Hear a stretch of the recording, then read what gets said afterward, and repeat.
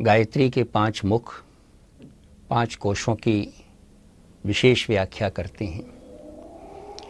यूँ तो ये 5 मुख अनेक पंचकों की व्याख्या करते हैं, लेकिन विशेष रूप से ये 5 कोशों की व्याख्या करते हैं। कोश का मतलब होता है खजाना। ये खजाना इतना बड़ा है कि इसकी तुलना में कुबेर का धन कहें या सारे ब्रह्मांड की संपदा कहें, वो भी बहुत छोटी पड़ जाती है। और ये संपदा स्वयं मनुष्य के अंदर है। ये 5 पंचक जो गायत्री के 5 मुख की व्याख्या करते हैं, इनमें 5 कोश आते हैं, 5 तत्व आते हैं, 5 ज्ञानेंद्रियाँ आती हैं, 5 कर्मेंद्रियाँ आती हैं, 5 प्राण आते हैं, 5 उपप्राण आते हैं, 5 देव आते हैं, 5 योग आते हैं, 5 अग्नि आती हैं, न जाने कितनी कितनी चीज़ें आती हैं। और अगर इन सब की व्याख्या करने बैठ जाएं तो ऐसा लगता है कि दिन पर दिन बीतते चले जाएंगे। 5 कोश वास्तव में ऐसे कोश हैं जिनको जागृत करने से मनुष्य स्वयं अपने व्यक्तित्व को इतना ऊंचा उठा सकता है कि वो अपने आप को भगवान के बिल्कुल निकट पा सकता है, ईश्वर के बिल्कुल निकट पा सकता है। इसमें से एक सबसे महत्वपूर्ण कोश है जिसको हम अन्नमय कोश कहते हैं। वास्तव में ज्ञान शून्य व्यक्ति जो होता है वो शरीर को ही सब कुछ मान लेता है और ये सोचता है कि शरीर की क्रियाएं ही बाकी और क्रियाओं की तुलना में महत्वपूर्ण हैं। भोजन करना, सांस लेना, भोग करना, मलमूत्र का त्याग करना, सुरक्षा करना, बस यही वो सब कुछ मान लेता है। और जब वो यह सब कुछ मान लेता है तो ऐसा लगता है कि उसका मनुष्य का जीवन बिल्कुल व्यर्थ चला गया और उसने अपने आप को पशुतुल्य समझ लिया। वास्तव में ये अन्नमय कोश के अंतर्गत आता है शरीर, लेकिन हम अन्नमय कोश को ही शरीर समझ बैठे, ये बहुत बड़ी भूल है। मनुष्य का जन्म जब होता है तो उसी के साथ ये अन्नमय कोश मनुष्य के अंदर पैदा हो जाता है। शरीर चला जाता है लेकिन अन्नमय कोश नहीं मरता है, क्योंकि शरीर जब चला जाता है तो वो दूसरे रूप में आ जाता है, कभी भूत के रूप में, कभी देव योनि के रूप में, कभी किसी और रूप में। और वो सारी योनियाँ जितनी भी होती हैं उनकी सभी क्रियाएं वही होती हैं जो एक शरीर की होती हैं। कहने का तात्पर्य सिर्फ एक ही है कि अन्नमय कोश के अंतर्गत ये हमारा शरीर आता है। वास्तव में 3 चीज़ें होती हैं, एक का नाम है स्थूल, एक का नाम है सूक्ष्म, एक का नाम है कारण। स्थूल के अंतर्गत आता है स्वाद। जो कुछ भी हम खाते हैं वो स्वाद हमारा किस तरीके का है, किस प्रकार का है, ये स्थूल के अंतर्गत आता है। और सूक्ष्म के अंतर्गत आता है कि उस अन्न का क्या प्रभाव पड़ा।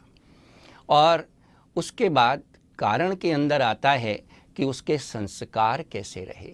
उदाहरण के तौर पर हम अगर मांसाहार हैं तो मांस खाने में हमको स्वाद तो लगेगा, लेकिन हम ये भूल जाते हैं कि उसका सूक्ष्म जगत में क्या प्रभाव होता है और उसके संस्कार कैसे होते हैं। और यही कारण है कि प्रारंभ में मांसाहार व्यक्ति को स्वाद तो आ जाता है, लेकिन उसके बाद जब उसका प्रभाव मालूम पड़ता है और उसके संस्कार जब शरीर में उद्गत होते हैं, धीरे धीरे निकल कर आते हैं, तो वही शरीर पतन के गर्त में गिरता हुआ चला जाता है। वास्तव में जो मुख्य रस होता है वो अन्न के कारण ही होता है। और ये मुख्य रस जो हमको अन्न से मिलता है, वनस्पतियों से मिलता है और खाने वाली चीज़ों से मिलता है, वही शरीर की विभिन्न आकृतियों को पैदा करता हुआ चला जाता है। उदाहरण के तौर पर ऊंचाई, मोटाई या नाक नक्शा जो कुछ भी है वो इसी के ऊपर निर्भर करता है। मैंने अभी 4 चरण बताए जिससे कि हम अन्नमय कोश को साध सकते हैं। उसमें सबसे महत्वपूर्ण चरण आता है जिसको कहते हैं उपवास। दूसरा चरण आता है जिसको कहते हैं आसन। तीसरा चरण आता है जिसको कहते हैं तत्व शुद्धि। और चौथा चरण आता है जिसको कहते हैं तपश्चर्या। ये 4 चरण अगर मनुष्य जीवन में करने के लिए तत्पर हो जाए और इसको अपने जीवन का एक आवश्यक अंग बना ले तो मनुष्य अन्नमय कोश को साध सकता है। सबसे पहला आता है उपवास। उपवास से क्या तात्पर्य है? उपवास से यही तात्पर्य है कि हम शरीर के अंदर के भाग को, जिससे कि हमारा रस बनता है, जिससे कि हमारा खून बनता है, जिससे कि वीर्य बनता है, उसको हम कुछ समय का अवकाश दें, कुछ समय का हम उसको उपवास दें या कुछ समय के लिए हम उसको छुट्टी दें। क्यों, किस लिए? वो इसलिए देना पड़ता है कि अगर हम 24 घंटे या लगातार खाने की आदत डालते हैं तो जो हम खाते हैं वो उचित रूप में पच पाता है? नहीं, पच नहीं पाता है और उसका परिणाम हमको शरीर में देखने को मिलता है। उपवास के बारे में बहुत कुछ कहा गया है और आयुर्वेद के अंदर तो इस उपवास की बड़ी महत्ता बताई गई है। परम पूज्य गुरुदेव ने भी इस उपवास के बारे में कहा है कि गायत्री के साधक को रविवार का उपवास करना चाहिए, क्योंकि गायत्री का दिन रविवार का होता है। सूर्य की शक्ति उसके अंदर प्रवेश कर सके, इसके लिए 10 मिनट प्रातःकाल स्नान करने के बाद, अगर स्नान न कर सकें तो मुँह हाथ धोने के बाद सूर्य की किरणों में बैठकर ये भावना करें कि सूर्य की शक्ति हमारे शरीर के अंदर प्रवेश कर रही है और ये भावना करें कि वो शक्ति हमारे रग रग के अंदर प्रभावित होती चली जा रही है। किस तरीके से उसका प्रभाव होता है ये कुछ ही दिनों में देखने को मिल सकता है। अब प्रश्न ये होता है कि उपवास किस तरीके का करना चाहिए। अगर संभव हो तो हमें निराहार रहना चाहिए और अगर हम निराहार नहीं रह सकते तब हमको कुछ ऐसा भोजन लेना चाहिए जिसमें स्वाद नहीं आता हो, अर्थात अस्वाद। अर्थात हम कह सकते हैं कि नमक और चीनी का त्याग करना। गीता में भी भगवान श्री कृष्ण ने कहा है कि 3 प्रकार के अन्न होते हैं। एक का नाम है सात्विक, एक का नाम है राजसी और एक का नाम है तामसी। तामसी भोजन वो होता है जो कि देखने में तो अच्छा लगता है लेकिन उसका प्रभाव हमारे शरीर पर जो पड़ता है या उसके संस्कार जो पड़ते हैं हमारे शरीर पर, वो पतन की तरफ ले जाते हैं। भोजन कैसा करना चाहिए? भोजन हमको सात्विक करना चाहिए जो हमारे शरीर के विभिन्न अंगों के ऊपर प्रभाव दिखा सके। हमारे ऋषियों ने बहुत सारी इस क्षेत्र में रिसर्च करी है। वैज्ञानिक अभी इस क्षेत्र में पहुँचे नहीं हैं। कहते हैं कि शरीर के अंदर बहुत सारे गुच्छक होते हैं और ये गुच्छक अगर इनकी संख्या निकालें तो ये लगभग 96 की संख्या में आते हैं और इन गुच्छक का प्रभाव हमारे शरीर पर निश्चित रूप से पड़ता है। ये गुच्छक कुछ इस तरीके के होते हैं जिसमें विभिन्न प्रकार की शाखाएं होती हैं। वो या तो प्रारंभ से मिलती हुई चलती हैं या प्रारंभ में समानांतर होती हैं, आखिर में मिल जाती हैं या टेढ़ी मेढ़ी रेखाओं के रूप में होती हैं। इन प्रकार के गुच्छकों को हमारे ऋषियों ने बहुत सारी रिसर्च करके बहुत सारे परिणाम में इनको निकाला है और कहा गया है कि पूषा नक्षत्र में और पूषा प्रकार के जो गुच्छक होते हैं उनसे हमारी विशेष चीज़ निकलती है और उसमें चंद्रिका प्रकार के जो गुच्छक होते हैं उसमें विशेष प्रकार की चीज़ होती है। अर्थात चंद्रिका प्रकार के जो गुच्छक होते हैं उसमें सौंदर्य जो हमारे चेहरे पर दिखाई देता है, जो हमारे बाहर की चीज़ों पर दिखाई देता है, वो इन्हीं गुच्छकों के परिणाम स्वरूप होता है। ये रहा पहला। कहते हैं जैसा खाए अन्न वैसा बने मन। हमारे ऋषियों ने ये स्पष्ट कर दिया है कि अगर हमारा अन्न सात्विक होगा तो निश्चित रूप से हमारा मन भी उसी प्रकार से होगा। इसी श्रेणी में अगर हम आगे बढ़ते हैं तो दूसरी चीज़ आती है जिसको कहते हैं आसन। आसन का क्या महत्व होता है? शरीर के अंदर कुछ ऐसे मर्म स्थल होते हैं जहाँ जरा सी चोट लगने के बाद भी व्यक्ति अपने आप को खो देता है या तो वो मूर्छित अवस्था में चला जाता है, या कहीं चोट ऐसे मर्म स्थल पर लग जाती है तो उस व्यक्ति की मृत्यु भी तत्काल हो सकती है। तांत्रिक जो मारक प्रयोग करते हैं वो इसी मर्म स्थल पर करते हैं, जिससे कि वो मारक प्रयोग के कारण व्यक्ति की या तो तत्काल मृत्यु हो जाती है या व्यक्ति बिल्कुल शून्य हो जाता है। शून्य का अर्थ है चेतना शून्य हो जाता है, मूर्छा की अवस्था में आ जाता है। इन मर्म स्थलों को किस प्रकार से सही रखा जाए, वो एक विधि है, जिस विधि का नाम है आसन। ये मर्म स्थल जहाँ जिसके कमज़ोर पड़ जाते हैं, व्यक्ति बाहरी दृष्टि से तो बहुत अच्छा दिखाई देता है, बाहरी दृष्टि से तो हष्ट पुष्ट दिखाई देता है, बाहरी दृष्टि से तो वो मोटा और स्वस्थ दिखाई देता है, लेकिन अंदर उसके अनेक रोग पनपने लगते हैं। जिन रोगों में गठिया का रोग भी होता है, जिनमें डायबिटीज़ भी होती है, जिनमें बवासीर भी होती है, ऐसे रोग जो कि ठीक नहीं हो सकते।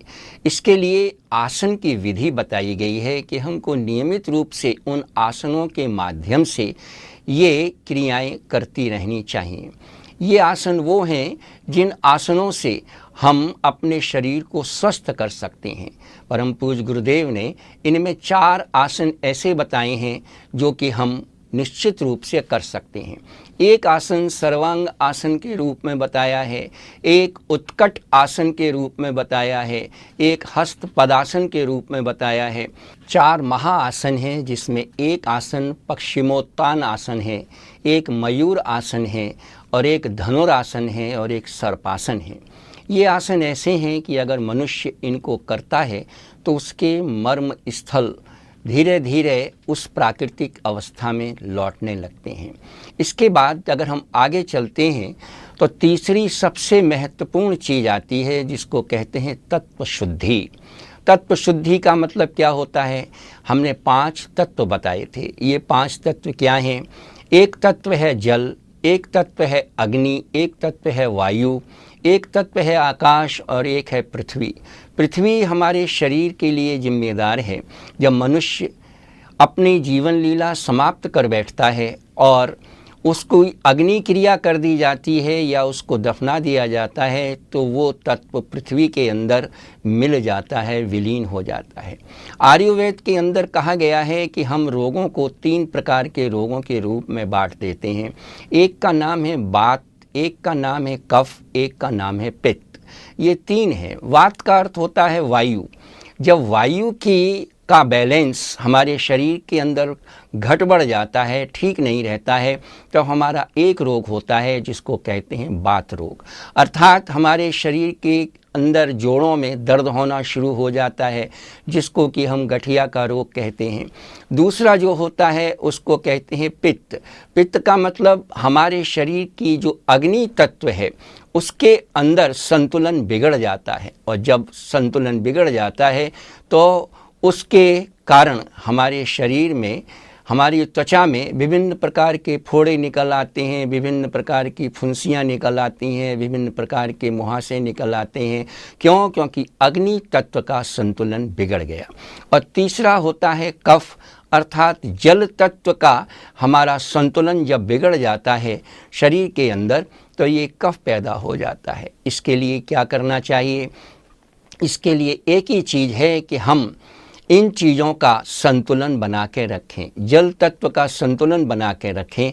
कहा जाता है कि प्रातःकाल उठने के बाद 1 गिलास पानी अवश्य पीना चाहिए, और उसके आधे घंटे बाद कोई क्रिया करनी चाहिए। पानी कैसे पिया जाए? पानी क्या जल्दी जल्दी पिया जाए? नहीं, धीरे धीरे पानी को पीना चाहिए, और उसमें ये भावना करनी चाहिए कि हम प्राण तत्व को अपने शरीर के अंदर प्रवेश करा रहे हैं, और ये प्राण तत्व हमारे रग रग के अंदर प्रवेश कर रहा है, हमारे कण कण के अंदर प्रवेश कर रहा है।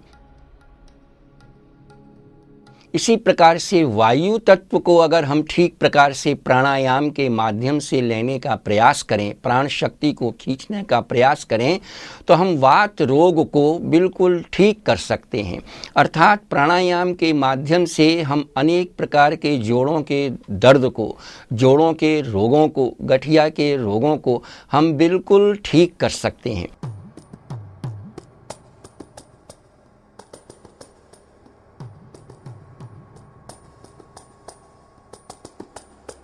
अग्नि का अर्थ होता है कि हम सर्दी, गर्मी, बरसात इन सब के अंदर अपने शरीर के तापमान को अगर बनाकर रखते हैं, अर्थात कहने का तात्पर्य यही है कि इन 3 तत्वों का संतुलन अगर हमारे शरीर के अंदर बना रहता है तो निश्चित रूप से हमारे शरीर का विकास, अर्थात शरीर की ऊंचाई, शरीर की मोटाई और शरीर का स्वास्थ्य इन्हीं तत्वों के ऊपर निर्भर करता है।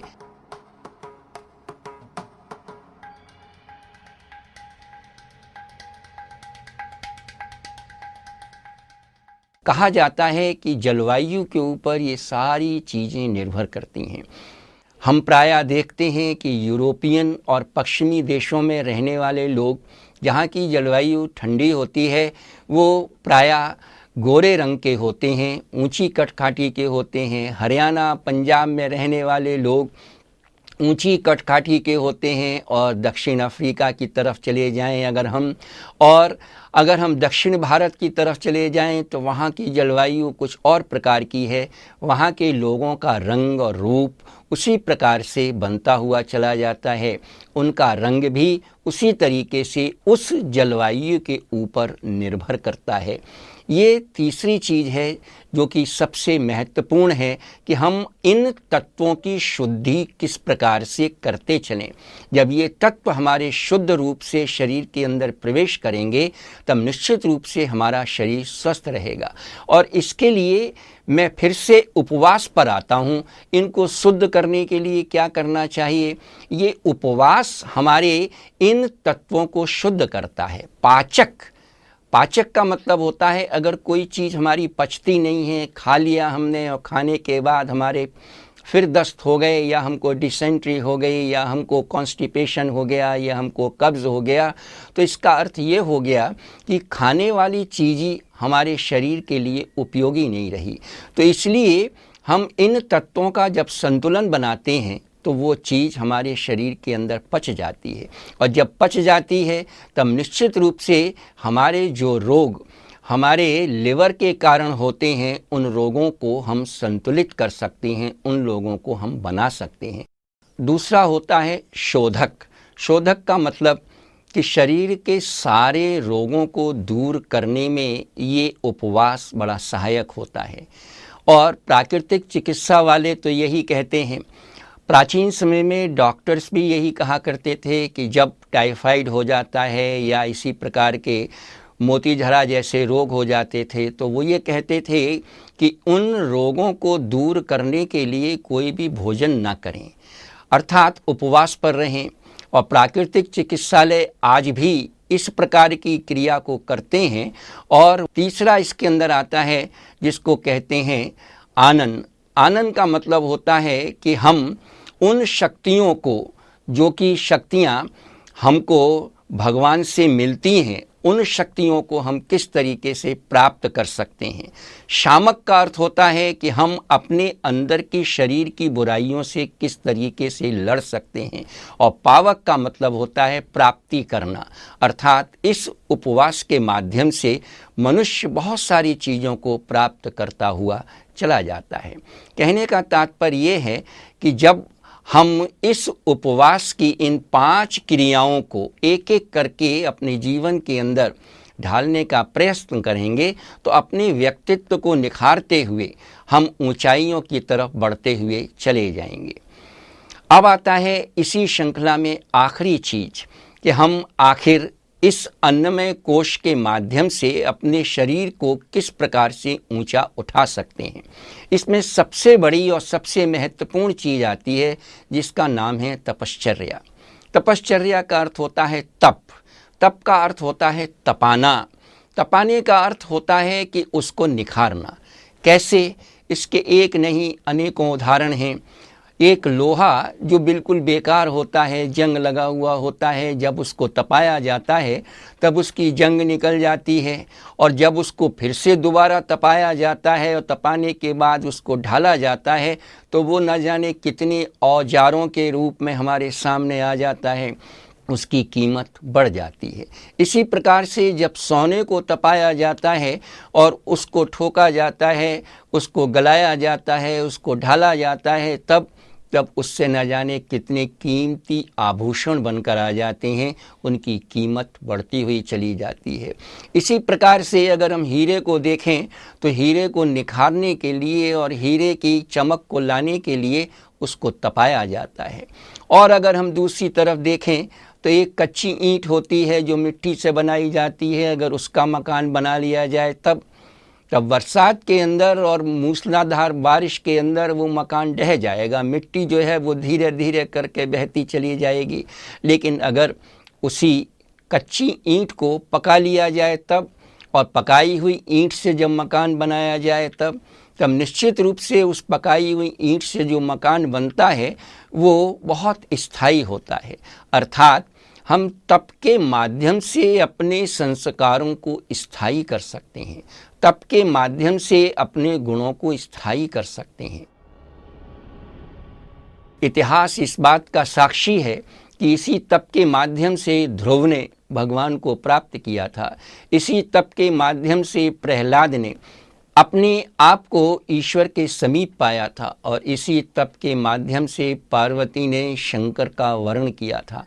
ये तप का अर्थ होता है कि हम अपने जीवन के अंदर कुछ अनुशासन और कुछ संयम का पालन करें। जो ये अनुशासन और संयम का पालन मनुष्य अपने जीवन के अंदर करता है वो एक बहुत बड़ा तप करता है, और उसी तप के माध्यम से उसका व्यक्तित्व निखरता हुआ चला जाता है। अर्थात अन्नमय कोश को साधने के लिए जो हमने ये 4 सीढ़ियाँ आपके सामने प्रस्तुत करी, इन 4 सीढ़ियों को अगर हम एक एक करके अपने जीवन में करने का प्रयास करें तो अन्नमय कोश हमारा सधता हुआ चला जाता है।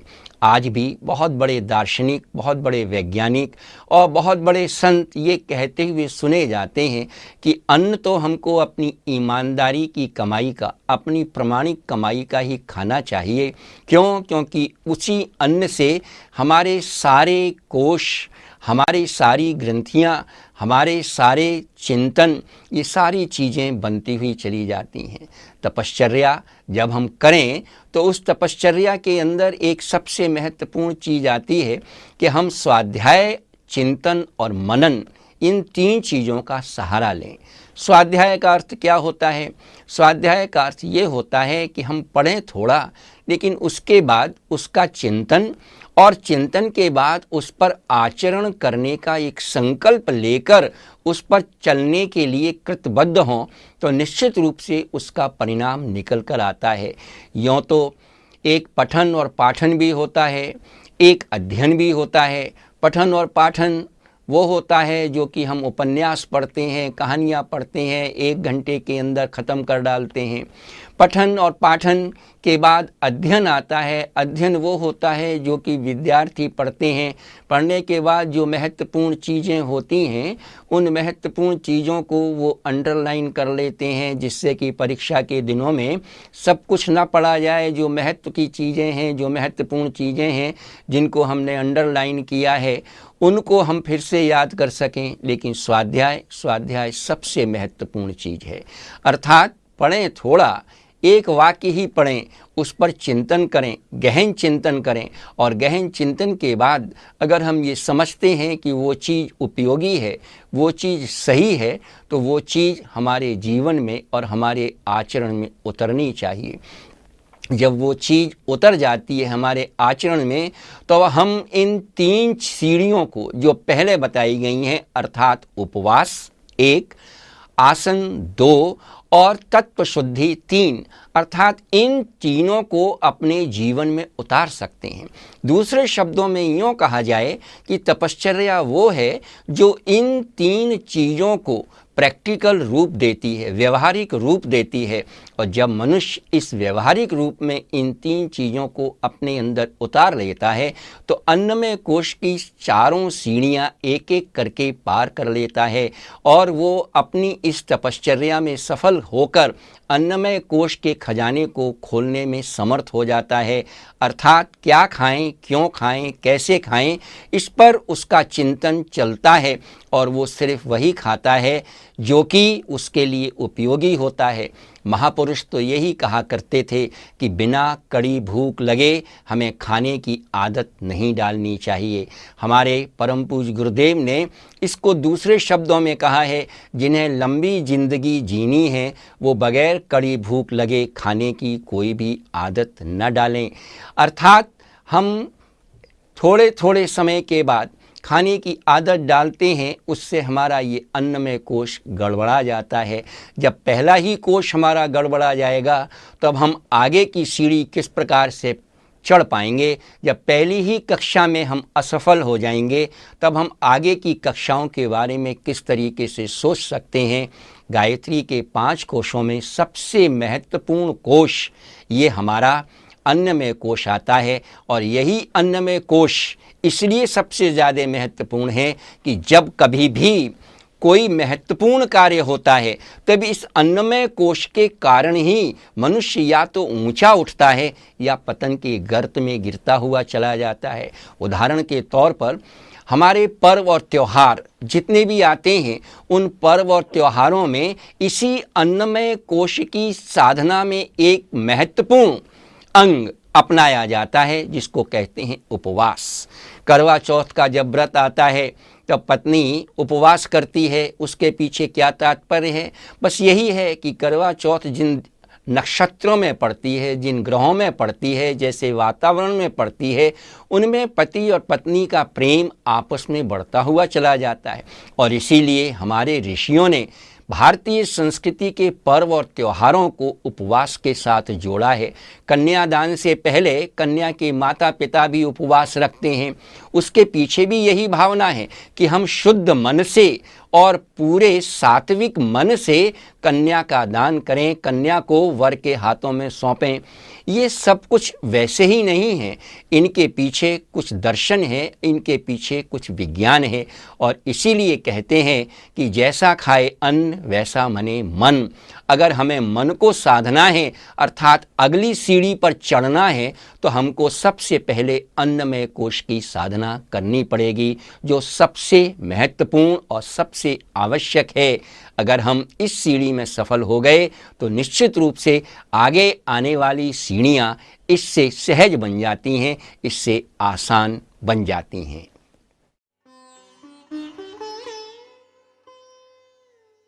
प्रकृति में पशु, पक्षी, वनस्पति, मनुष्य एवं अन्य प्राणी मात्र एक दूसरे से परस्पर ऐसे ही संबद्ध हैं जैसे हमारे शरीर के विभिन्न अंग अवयव। समस्त अंग अवयवों का जीवन और अस्तित्व परस्पर के सहयोग और सहकार पर निर्भर है। शरीर का एक अंग पीड़ित होने पर उसका प्रभाव अन्य अवयवों पर भी पड़ता है। उसी प्रकार ईश्वर के इस सृष्टि रूपी विराट शरीर में प्रकृति का प्रत्येक घटक आपस में संबद्ध है। यही इस सृष्टि की सहज व्यवस्था है, धर्म है या अनुशासन है। विवेकवान मनुष्य इस सहज नैसर्गिक व्यवस्था को जानकर यह भली प्रकार समझ सकता है कि उसका अस्तित्व और जीवन संसार के अन्य मनुष्यों और मनुष्येतर प्रकृति के ऊपर निर्भर है। अतः स्वयं के अस्तित्व को पूर्णता के साथ प्रकाशित करने और जीवन को सुचारू रूप से चलाने हेतु अन्यों के जीवन प्रवाह में सहायक होना उसका सहज धर्म है। इसीलिए कहा जाता है कि प्राणी मात्र की सेवा करना मनुष्य का परम कर्तव्य है। सेवा मानव जीवन को उत्कृष्ट और पूर्ण बनाने वाली एक महत्वपूर्ण साधना है। जो फल अनेक तरह की तपश्चर्याओं, साधनाओं, कर्मकांडों और उपासनाओं से प्राप्त नहीं हो पाता है, वह सेवा के द्वारा सहज ही मिल जाता है। संस्कृत भाषा का एक सूत्र है भज सेवायाम। भज सेवायाम का अर्थ होता है भजन, पूजन, अर्थात समाज की सेवा। हम परमात्मा के विभिन्न रूपों की, देवी देवताओं की पूजा करते हैं, उनका भजन करते हैं। परमात्मा का ही एक स्वरूप है यह दृश्य संसार। यह संसार भगवान का ही एक रूप है। तो भगवान की सेवा, भगवान की पूजा अर्थात समाज की सेवा। नर नारायण, जनता जनार्दन, ये शब्द इसी आधार पर बने हैं। सेवा से बड़ा दुनिया में कोई धर्म नहीं है। तुलसीदास जी ने भी कहा है, परहित सरिस धर्म नहीं भाई, पर पीड़ा सम नहीं अधमाई। सेवा धर्म के बारे में लोग पूछते हैं कि सेवा को धर्म क्यों कहते हैं और इसकी मनुष्य के जीवन में ज़रूरत क्यों है। आग का अपना धर्म है, गर्मी है, वायु का अपना धर्म है, पानी का अपना धर्म है। मतलब उसकी प्रकृति एक टेंडेंसी जो वो छोड़ ही नहीं सकता, इट इज़ बिल्ट अप, उसको कहते हैं कि ये इसका सहज धर्म है। तो मनुष्य का सहज धर्म मनुष्यता कह सकते हैं। सेवा सबसे बड़ा धर्म है। धर्म कोई हिंदू, मुसलमान, सिख, ईसाई, पारसी का नाम नहीं है। मनुष्य के जीवन में जो उसका धर्म है वो सेवा ही है मूलतः।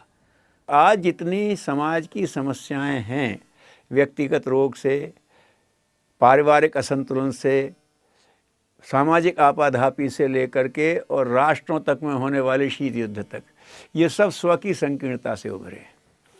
अब हम कहते साहब समाज ठीक हो जाए, राष्ट्र ठीक हो जाए, परिवार ठीक हो जाए, तो पहले उसकी इकाई तो ठीक हो। इकाई जो मनुष्य है वो स्व की संकीर्णता से बाहर निकले तो ये सब ठीक हो जाएंगे। तो हर व्यक्ति को चाहिए कि अपना व्यक्तिगत विकास चाहता है, परिवार का विकास चाहता है, समाज का विकास चाहता है, तो अपने जीवन में अपने कैरियर का एक अंग माने सेवा को। हमें समाज की सेवा अनिवार्य रूप से करनी चाहिए। यही हमारा धर्म है, यही हमारी भक्ति है। धर्म अर्थात कर्तव्य, धर्म अर्थात हमारी ड्यूटी। हमें भगवान ने मनुष्य का शरीर दिया है तो हमें इस मनुष्य के शरीर से समाज के लिए कुछ ना कुछ ज़रूर करना चाहिए। समाज की सेवा अनिवार्य रूप से करनी चाहिए। एक धर्म है का स्वरूप है मनुष्य के अनिवार्य कर्तव्य कि अब चौकीदार का धर्म है कि चौकीदारी करे, नेता का धर्म है कि नेतृत्व करे, पिता का धर्म है कि पालन करे, माता का धर्म है कि बच्चों को संस्कार दे। अब ये उसके कर्तव्य से है। तो अपनी सहज प्रवृत्ति और अपने कर्तव्य, हर व्यक्ति सोचता है हम कुछ अच्छा काम करें, कुछ पुण्य का काम करें, कुछ श्रेष्ठ काम करें, और इस श्रेष्ठ काम के नाम पर वो भजन पूजन करता है। श्रेष्ठ काम के नाम पर भजन पूजन करना अर्थात समाज की सेवा करना। समाज की सेवा हम किस रूप में करें, कैसे करें? समाज के कष्टों को दूर करें, लोगों की जीवन की जो प्रतिकूलता है उनको दूर करें। मनुष्य का एक स्वभाव है, ये स्वार्थ परमार्थ के संगम से बना है। आप करके देख लो, चाहे जितना स्वार्थी व्यक्ति है या प्रसन्न होगा तो किसी को कुछ चाय पिलाएगा, किसी को कुछ खिलाएगा, क्यों तुझे अच्छा लगता, स्वार्थी है मत कर किसी को, लेकिन उसको भीतर संतोष नहीं होता कि मनुष्य जो बना है वो स्वार्थ परमार्थ के समन्वय वैसे बना हुआ है। अब आप कितने भी बड़े संत को ले लो, साहब ये तो बड़े परमार्थी हैं, तो भूख लगने पे खाता तो है, अपने शरीर की रक्षा तो करता है। तो अगर आदमी स्वार्थ को एकदम छोड़ दे तो मनुष्य का अस्तित्व समाप्त हो जाएगा। सेवा को हम भक्ति भी कह सकते हैं। भगवान को यदि प्रसन्न करना है, ईश्वर को यदि प्राप्त करना है, तो भगवान केवल भक्ति से मिलते हैं। भक्ति का अर्थ माला जपने से नहीं है, भक्ति का अर्थ मंदिर में पूजा पाठ करने से नहीं है, भक्ति का अर्थ चंदन लगाने से नहीं है, भक्ति का अर्थ लाल पीले कपड़े पहनने से भी नहीं है। भक्ति का अर्थ है कि जिसके हृदय में दूसरे की पीड़ा को देख करके, दूसरे के पतन को देख करके, दूसरे के दर्द को देख करके जिसके हृदय में दर्द पैदा हो जाए, वो व्यक्ति भक्त कहलाता है। वही व्यक्ति असली धार्मिक है, जिसको दूसरे का दर्द छू ले और जिसके अंदर दूसरे के प्रति प्रेम जागृत हो जाए। परमात्मा ने मनुष्य को अपने वरिष्ठ पुत्र के रूप में पैदा किया, राजकुमार के रूप में पैदा किया। उसने सुंदर संसार के रूप में एक बाग लगाया है और मनुष्य को माली के रूप में भेजा है। उसकी इच्छा है कि ये मेरा बड़ा बेटा मेरे संसार को सुंदर बनाए और सजाए। मनुष्य को जो विशेष क्षमताएं मिली हुई हैं, एकमात्र उद्देश्य है इनका दूसरों के हित में उपयोग करे। निश्चित ही उसको निजी आवश्यकताओं से अधिक मिला हुआ है। अगर हमारे पास आवश्यकता से अधिक हमको कुछ मिला हुआ है तो उसका कोई उद्देश्य है। परमात्मा ने हमारे साथ कोई भेदभाव नहीं किया, दूसरे पशु पक्षियों के साथ कोई भेदभाव नहीं किया। जिसको उसने जितनी सामर्थ्य दी उसको उतनी जिम्मेदारी दी। अगर उसने हमको अधिक सामर्थ्य दी है तो निश्चित ही उसने हमको एक विशेष जिम्मेदारी दी है। हमें दूसरों के हित में कुछ ना कुछ अवश्य करना चाहिए। स्वार्थ के बगैर मनुष्य अपने अस्तित्व को नहीं बना सकता और परमार्थ के बगैर भीतर की प्रसन्नता अनुभव नहीं कर सकता। बाहर से चाहे जो कर ले, चाहे जिस लेवल पे आप देख लो, जब कोई वह होता है तो आदमी को भीतर से प्रसन्नता होती है, क्योंकि अंदर की प्रवृत्ति मनुष्य की ये है। अग्नि को जब ईंधन मिलता है तो वो जागृत होती है, और मनुष्य को जब अंदर से रस आता है तो वो कार्य करता है, और उसका सब स्वाभाविक परमार्थ से लगा हुआ है। प्रेम आज आदमी के अंदर दिखाई क्यों नहीं पड़ता? क्योंकि आज आदमी स्वार्थी हो गया है।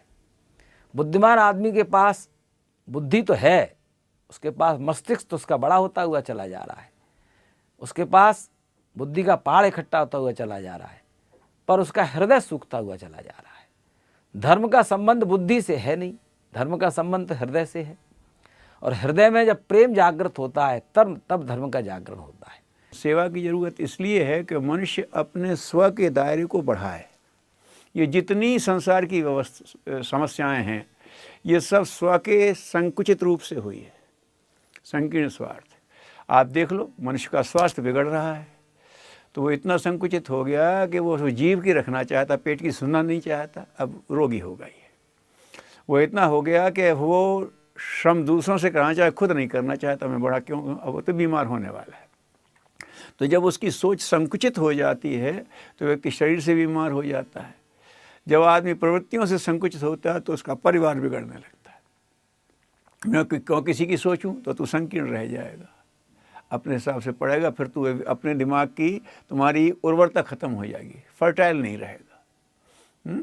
तो ये जो अगर है कि मनुष्य ये चाहता है कि मैं अच्छा जीवन जीऊँ, तो उसे स्वार्थ और परमार्थ का समन्वय करना पड़ेगा। परम पूज्य गुरुदेव पंडित श्री राम शर्मा आचार्य ने यही कहा, मनुष्य को स्वार्थ और परमार्थ के समन्वय से जीना पड़ेगा। मनुष्य की मनुष्यता इसी बात पर है, मनुष्य का गौरव इसी बात पर है, इसी को इंसान की इंसानियत कहा गया है। दूसरों के हित में हम कितना कर पा रहे हैं। जिन व्यक्तियों के हृदय में प्रेम जागृत हो जाता है, उनके मन में एक बेचैनी पैदा होती है, उनके अंदर से एक अभिप्सा जगती है, उनके अंदर से एक हड़बड़ाहट पैदा होती है, उनके अंदर से एक कुलकुलाहट पैदा होती है कि मैं अब क्या करूं, मैं क्या कर डालूं देश के लिए, समाज के लिए, राष्ट्र के लिए, जो पीड़ित हैं, जो पतित हैं, जो दुखी हैं। उनके अंदर से ये भाव आता है। जिस किसी व्यक्ति के अंदर से, ऐसा व्यक्ति फिर सेवा के मार्ग पर निकलता है। आदमी अपना सही विकास चाहता है, अपना स्वास्थ्य चाहता है, अपना आर्थिक विकास चाहता है, अपना मानसिक विकास चाहता है, अपना आत्मिक विकास चाहता है। कोई भी विकास चाहता, उसे अपने स्व की संकीर्णता के बाहर आना ही पड़ेगा।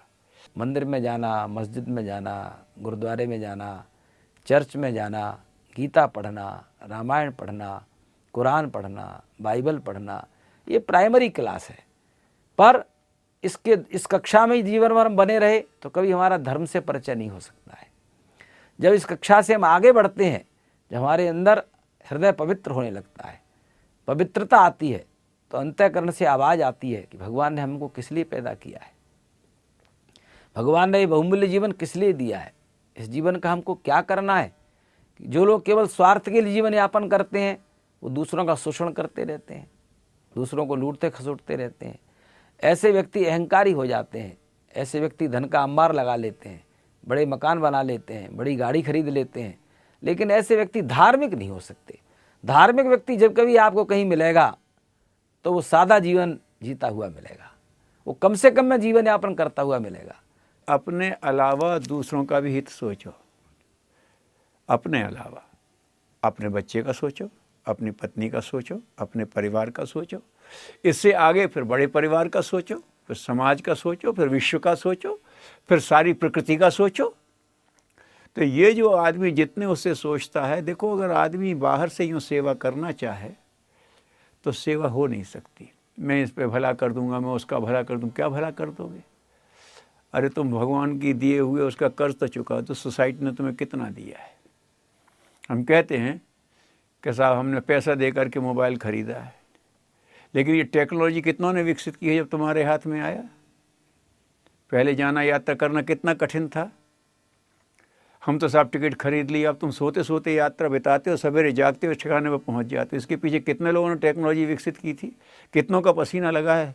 तुमने और तुम्हारे पुरखों ने क्या किया था इसके लिए? कुछ भी नहीं किया था। तो ये समाज का अनुदान है ना तुम्हारे लिए।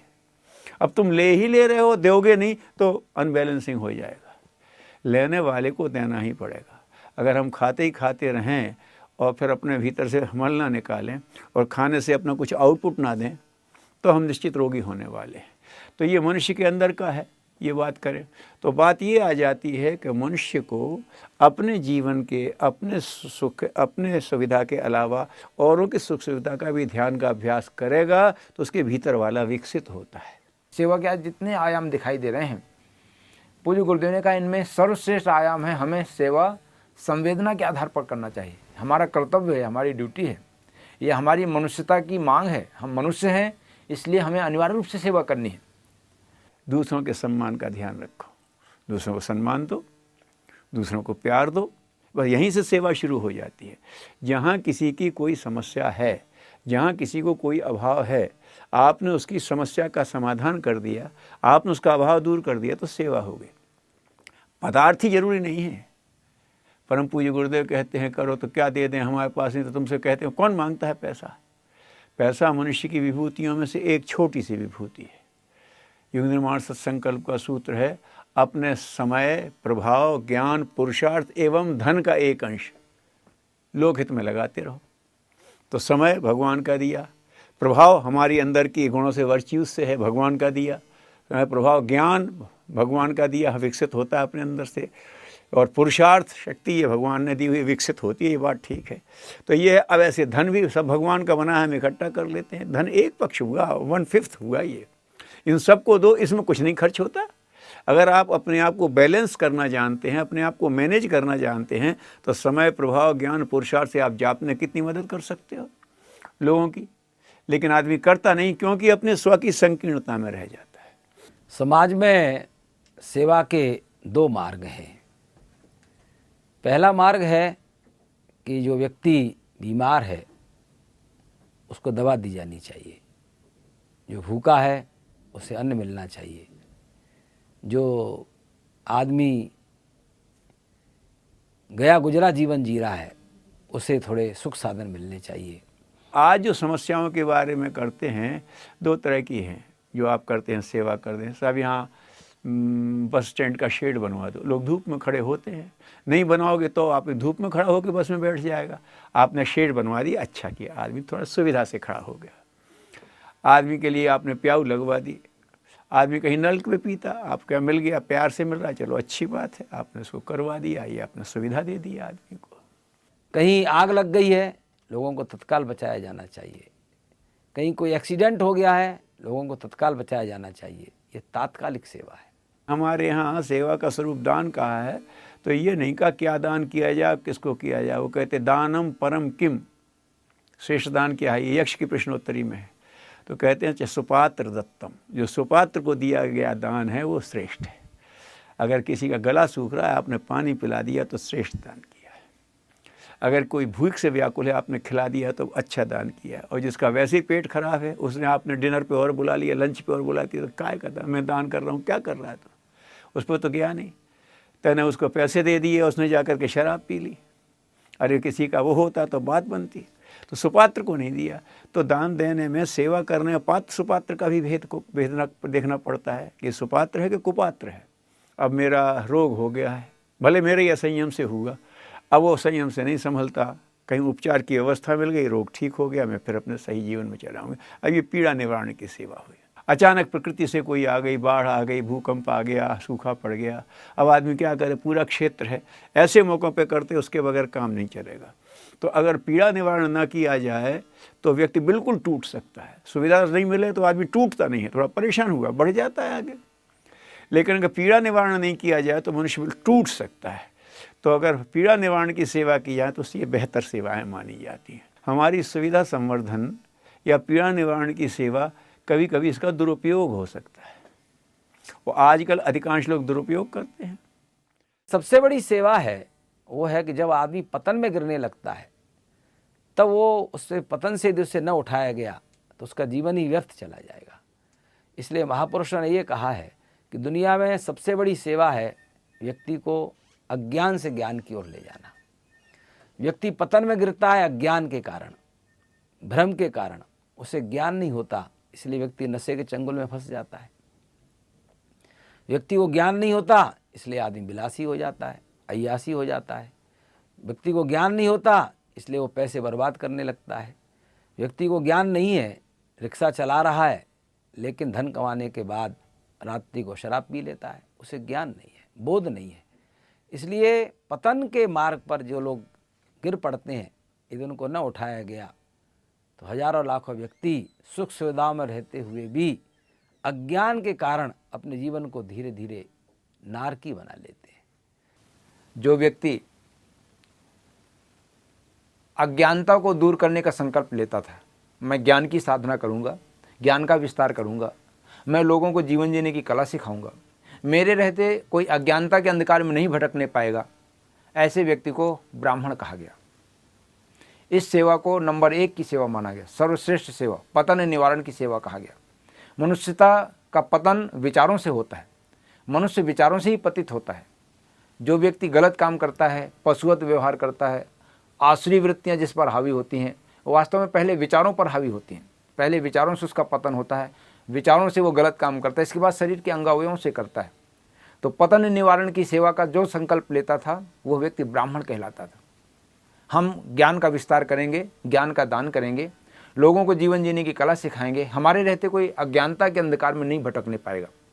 पतन निवारण की सेवा ब्राह्मण का क्षेत्र सर्वश्रेष्ठ सेवा माना गया, स्थायी समाधान जीवन का। मनुष्य अपने भीतर से मिलने वाली प्रेरणाओं को या बाहर से मिलने वाली प्रेरणाओं का जब निरादर करता है तो वो अपने स्तर से धीरे धीरे गिरता है। और ये समस्याएं सब उसी से हुई हैं। जहाँ जहाँ आप पीड़ा देखो इसी से है। मैं अपने स्वार्थ को सब ऊपर मानता हूँ, अब इसलिए लोगों को सताता हूँ। अगर मेरी ये प्रवृत्ति नहीं होती तो मैं सताता नहीं।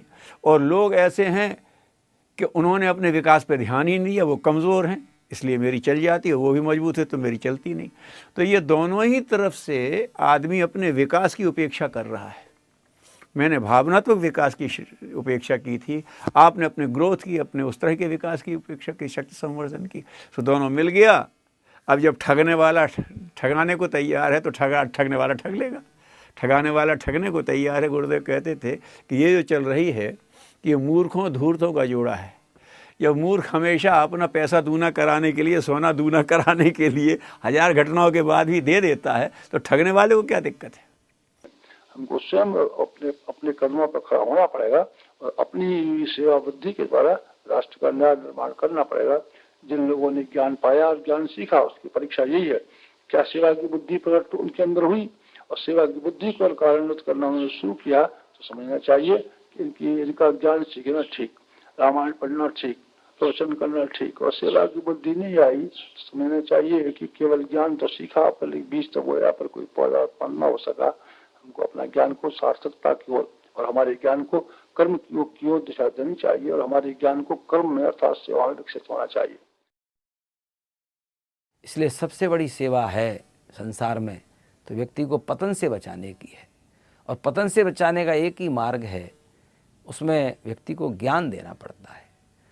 धन देने से कोई व्यक्ति ऊपर नहीं उठ सकता, सोना चांदी देने से कोई ऊपर नहीं उठ सकता, किसी को अच्छे मकान दें तो कोई ऊपर नहीं उठ सकता। जब भी कभी आदमी ऊपर उठेगा तो उसके विचारों को बदलना पड़ेगा, उसके सोचने के तरीके को बदलना पड़ेगा, उसके अंदर जो अज्ञान, भ्रम, मूढ़ मान्यताएं हैं, अंधविश्वास है, उसको दूर करना पड़ेगा। तो सेवा व्यक्ति को ऊंचा उठाती है, सेवा उसे आत्मबल प्रदान करती है, सेवा उसको सुयश प्रदान करती है, सेवा से वो रिकॉग्नाइज होता है सही ढंग से। आज तक सेवा करने वाले कभी भी अकेले नहीं रहे, सेवा करने वाले लोगों को दुनिया ने सराहा। और जो अपने आप को विस्मृत करके सेवा करते हैं वो और भी महान हो जाते हैं। जिसको अपनी याद बनी रहती है और फिर सेवा करता है तो अपना कहीं न कहीं वो अपने आप को यश के लिए, अमुक के लिए कामना करता है। लेकिन जब अपने आप को भूल के सेवा करता है, ये तो हर चीज़ पे लागू है, कोई अपने आप को भूल के जब संगीत बजाता है तो अमर संगीतकार ही हो जाता है। जब अपने आप को भूल के हम कोई काम करते हैं तो फिर तो महानता का यही तकाजा है कि आप कहीं एकदम गोल हो जाओ, मतलब आपका कोई अर्थ नहीं बचा। जो लक्ष्य है वही, जितने ईश्वर भक्त हैं जो ईश्वरमय ही हो गए, फिर वो उनका वो रैदास या उनकी मीरा या वो ख़त्म हो गया, तो फिर वो इतने बड़े बन गए कि वो ईश्वर के साथ तादाद में जिसको कहते हैं वैसा हो गया। विज्ञान ने मनुष्य को सुख सुविधाओं के ढेर पर बैठा दिया है, लेकिन आदमी आज अशांत है, आज आदमी दुखी है, आज आदमी परेशान है, आज आदमी निराश है, पारिवारिक जीवन टूट रहा है। ये सब पतन के मार्ग हैं। इसलिए इन पतन के मार्ग से गिरते हुए व्यक्ति को कैसे बचाया जाए, ये सेवा का क्षेत्र आज मुँह बाए खड़ा हुआ है। इस क्षेत्र में ऐसे व्यक्तित्वों की आवश्यकता है जिनकी कथनी और करनी एक हो। आदमी ये कसम खा ले कि मुझे समाज की सेवा करनी है, अपनी जीवात्मा को शुद्ध और पवित्र बनाने के लिए। ईश्वर की पूजा और क्या हो सकती है? समाज की सेवा के अलावा मैं पूछता हूँ, ईश्वर की सेवा क्या हो सकती है? कोई सेवा नहीं। और ईश्वर का भजन क्या हो सकता है? आत्मचिंतन, आत्मशोधन और आत्मनिर्माण और आत्मविकास के लिए आदमी एकांत में बैठता है, समझ में आ गया। लेकिन ईश्वर की खुशामद करना और ईश्वर के ऊपर बहुत सारे आवरण लाद देना, क्या मतलब है? ईश्वर व्यक्ति नहीं है, ईश्वर एक वृत्ति और भावना है। और वृत्ति और भावना के परिपोषण करने के लिए आदमी को विश्व मानव की सेवा ही करनी पड़ेगी और कोई तरीका उसका नहीं है। विश्व मानव की सेवा करने के लिए आदमी को कोई कार्यक्रम नियत करना चाहिए और ये देखना चाहिए कि हम अपने समय का कितना खर्च कर सकते हैं। पैसा आदमी के पास समय कोई हर्ज की बात नहीं है। आदमी के पास समय इतना कीमती है और भावना इतनी कीमती है कि उस समय और भावना का ही अगर आदमी ठीक तरीके से इस्तेमाल कर सके तो समाज के लिए इतना अनुदान दिया जा सकता है कि जो करोड़ों रुपए कीमत से ज्यादा है। जो व्यक्ति फूलों की तरह सुगंध बांटते हुए संसार से विदा होते हैं, वो स्वयं भी अपने को धन्य बनाते हैं, दूसरों को भी धन्य बनाते हैं। सेवा के क्षेत्र में चलने वाले व्यक्ति को कभी किसी चीज़ की कमी नहीं रहती। भगवान हर चीज़ उसके ऊपर वरदान के रूप में बरसाते हुए चले जाते हैं। लेकिन आवश्यकता है कि हम स्वार्थ को त्याग करके निरंतर परमार्थ का चिंतन करते हुए, सादा जीवन जीते हुए, उच्च विचार रखते हुए सेवा के क्षेत्र में चलें, तो हमें वो मिलता है जो स्वार्थ का जीवन जीने वालों को कभी प्राप्त नहीं होता। इसलिए जो सेवा के धर्म पर चलते हैं वो अपने जीवन को धन्य बनाते हैं।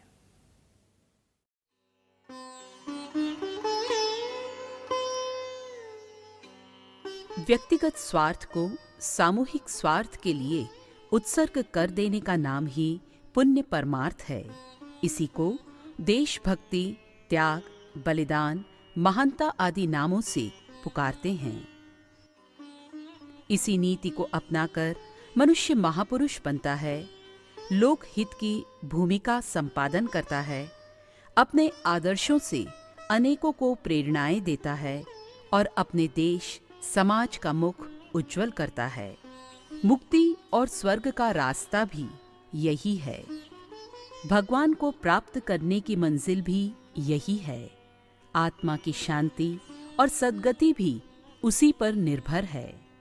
इसीलिए अपनी सद्गति और समाज की प्रगति का मार्ग समझकर व्यापक हितों की साधना अर्थात लोक सेवा प्रारंभ करनी चाहिए। परमात्मा ने मनुष्य को अपने सुंदर बाग के माली के रूप में नियुक्त किया, मालिक नहीं, माली बनाया है। और भगवान ने ये अपेक्षा की है कि मनुष्य मेरे बनाए गए सुंदर संसार को और अधिक सुंदर बनाए और अधिक सुखी बनाए।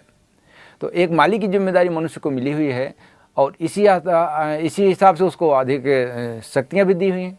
तो मनुष्य के पास जो शक्तियाँ हैं उसकी निजी आवश्यकता से अधिक है। तो आवश्यकता से अधिक इसलिए दिया गया है कि उनका उपयोग दूसरों के हित में कर सके। अगर हमारी भोजन की थाली में हमारी भूख से अधिक भोजन सामग्री है तो निश्चित ही उसका कुछ हिस्सा हमको दूसरों के लिए निकाल देना चाहिए। अगर हम कहेंगे हम किसी को देंगे भी नहीं तो फिर जूठन छूटेगा, बर्बाद होगा, या आप लोभ बस ज़्यादा खा जाएंगे तो बीमार पड़ जाएंगे।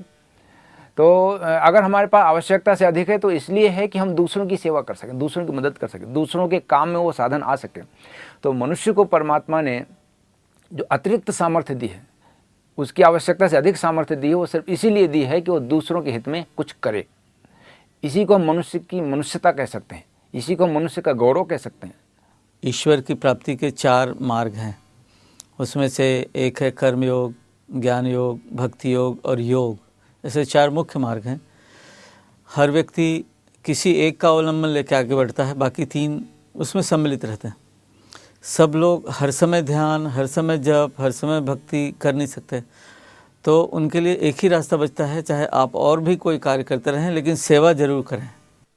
2 ही रिश्तों से सेवा होती है, एक तो होती है प्रेम से और एक होती है श्रद्धा से।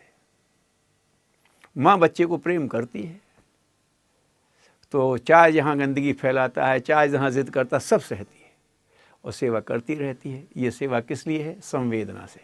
जिनके मन में अंदर से ये भाव जगे कि मुझे समाज की सेवा करनी चाहिए, मुझे पीड़ित पतित लोगों की सेवा करनी चाहिए, मेरा भगवान इन्हीं में रहता है, ऐसा व्यक्ति लोक सेवी है। हमें भी किसी ने विकसित किया है, हमें भी किसी को विकसित करना है। इसको हमारे यहाँ इसीलिए कहते हैं देव ऋण, पितृ ऋण, गुरु ऋण। ये ऋण है, इसको चुकाओ। तो सेवा ऋण चुकाने के भाव से होती है। ऋषियों ने कल्पना की है कि श्रेष्ठ प्राणी कौन हो सकता है, श्रेष्ठ मनुष्य कौन हो सकता है। तो श्रेष्ठता की कसौटी रखी, न तो हम कामय राज्यम, न सौख्यम, न पुनर्भयम। मुझे अपने लिए कुछ नहीं चाहिए, मेरी एक ही इच्छा है, कामय दुख तप्ता नाम प्राणिनाम आर्तनाशनम। दुखी प्राणियों की पीड़ा दूर हो, ये महानता के लिए एक श्रेष्ठ आदर्श बना।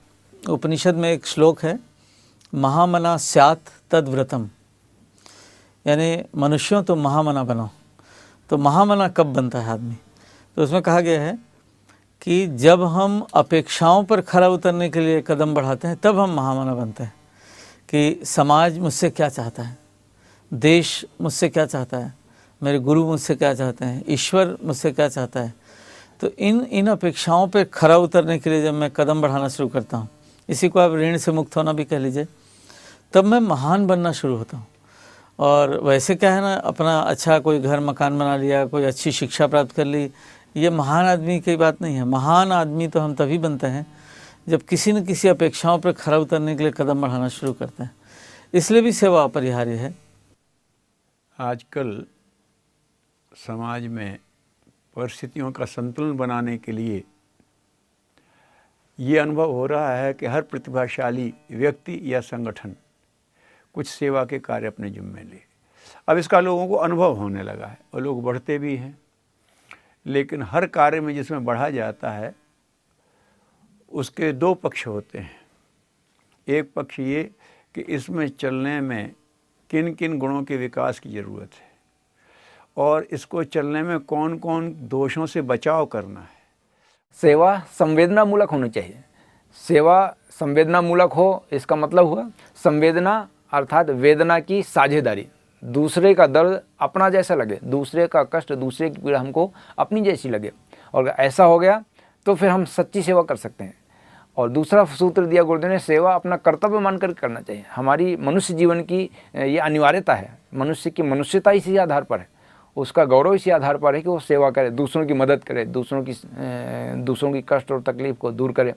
तो सेवा हमारी संवेदना मूलक होनी चाहिए। जब हम दूसरों के प्रति, समाज के प्रति संवेदनशील होंगे तो दूसरों का कष्ट हमें अपना जैसा लगे, और इसके बाद हम जो प्रयास करेंगे वो निश्चित ही सार्थक प्रयास होंगे और उसका सत्परिणाम तुरंत मिलेगा। कहते संत हृदय नवनीत समाना, मक्खन की तरह होता है, अपने प्रताप से वो दूसरों के ताप से पिघलते हैं, है ना। बुद्ध दूसरे के दुख से पिघल रहे हैं, ईसा मसीह दूसरे के दुख से पिघल रहे हैं, मोहम्मद साहब दूसरों के दुख से पिघल रहे हैं, हमारे जितने संत हुए हैं वो दूसरों के दुख से पिघल रहे हैं। ये ईश्वरत्व है। भगवान का क्या बिगड़ता है अगर एक सूरज बुझ जाए तो? नहीं, उसने प्राणी बनाए हैं, इस धरती का अस्तित्व मिट जाएगा सूरज, तो वो सूरज को जलाए रखता है। भगवान का क्या बिगड़ेगा? इतनी बड़ी आकाशगंगा में 2 खरब सूरज में से एक सूरज चला जाए तो, लेकिन वो प्रेम के नाते, संवेदना के नाते जिंदा रखता है उस बात को। तो इसके नाते सेवा यहाँ से बनती है। हमारे गुरुदेव ने एक जगह ऐसी बात भी लिखी है कि मनुष्य के शरीर का भोजन रोटी है, शरीर उससे पुष्ट होता है, नहीं खाओगे तो शरीर क्षीण हो जाता है। मन का भोजन है स्वाध्याय, सत्संग, और सेवा जो है ये आत्मा का भोजन है। जो आदमी सेवा बिल्कुल नहीं करेगा उसकी आत्मा बलहीन रहेगी। व्यक्ति चाहे तो अपने जीवन को नारकी भी बना सकता है, व्यक्ति चाहे तो अपने जीवन को स्वर्गीय भी बना सकता है। बड़ी स्वतंत्रता दी है। स्वतंत्रता प्राप्त होना ही जीवन की सबसे बड़ी गरिमा है।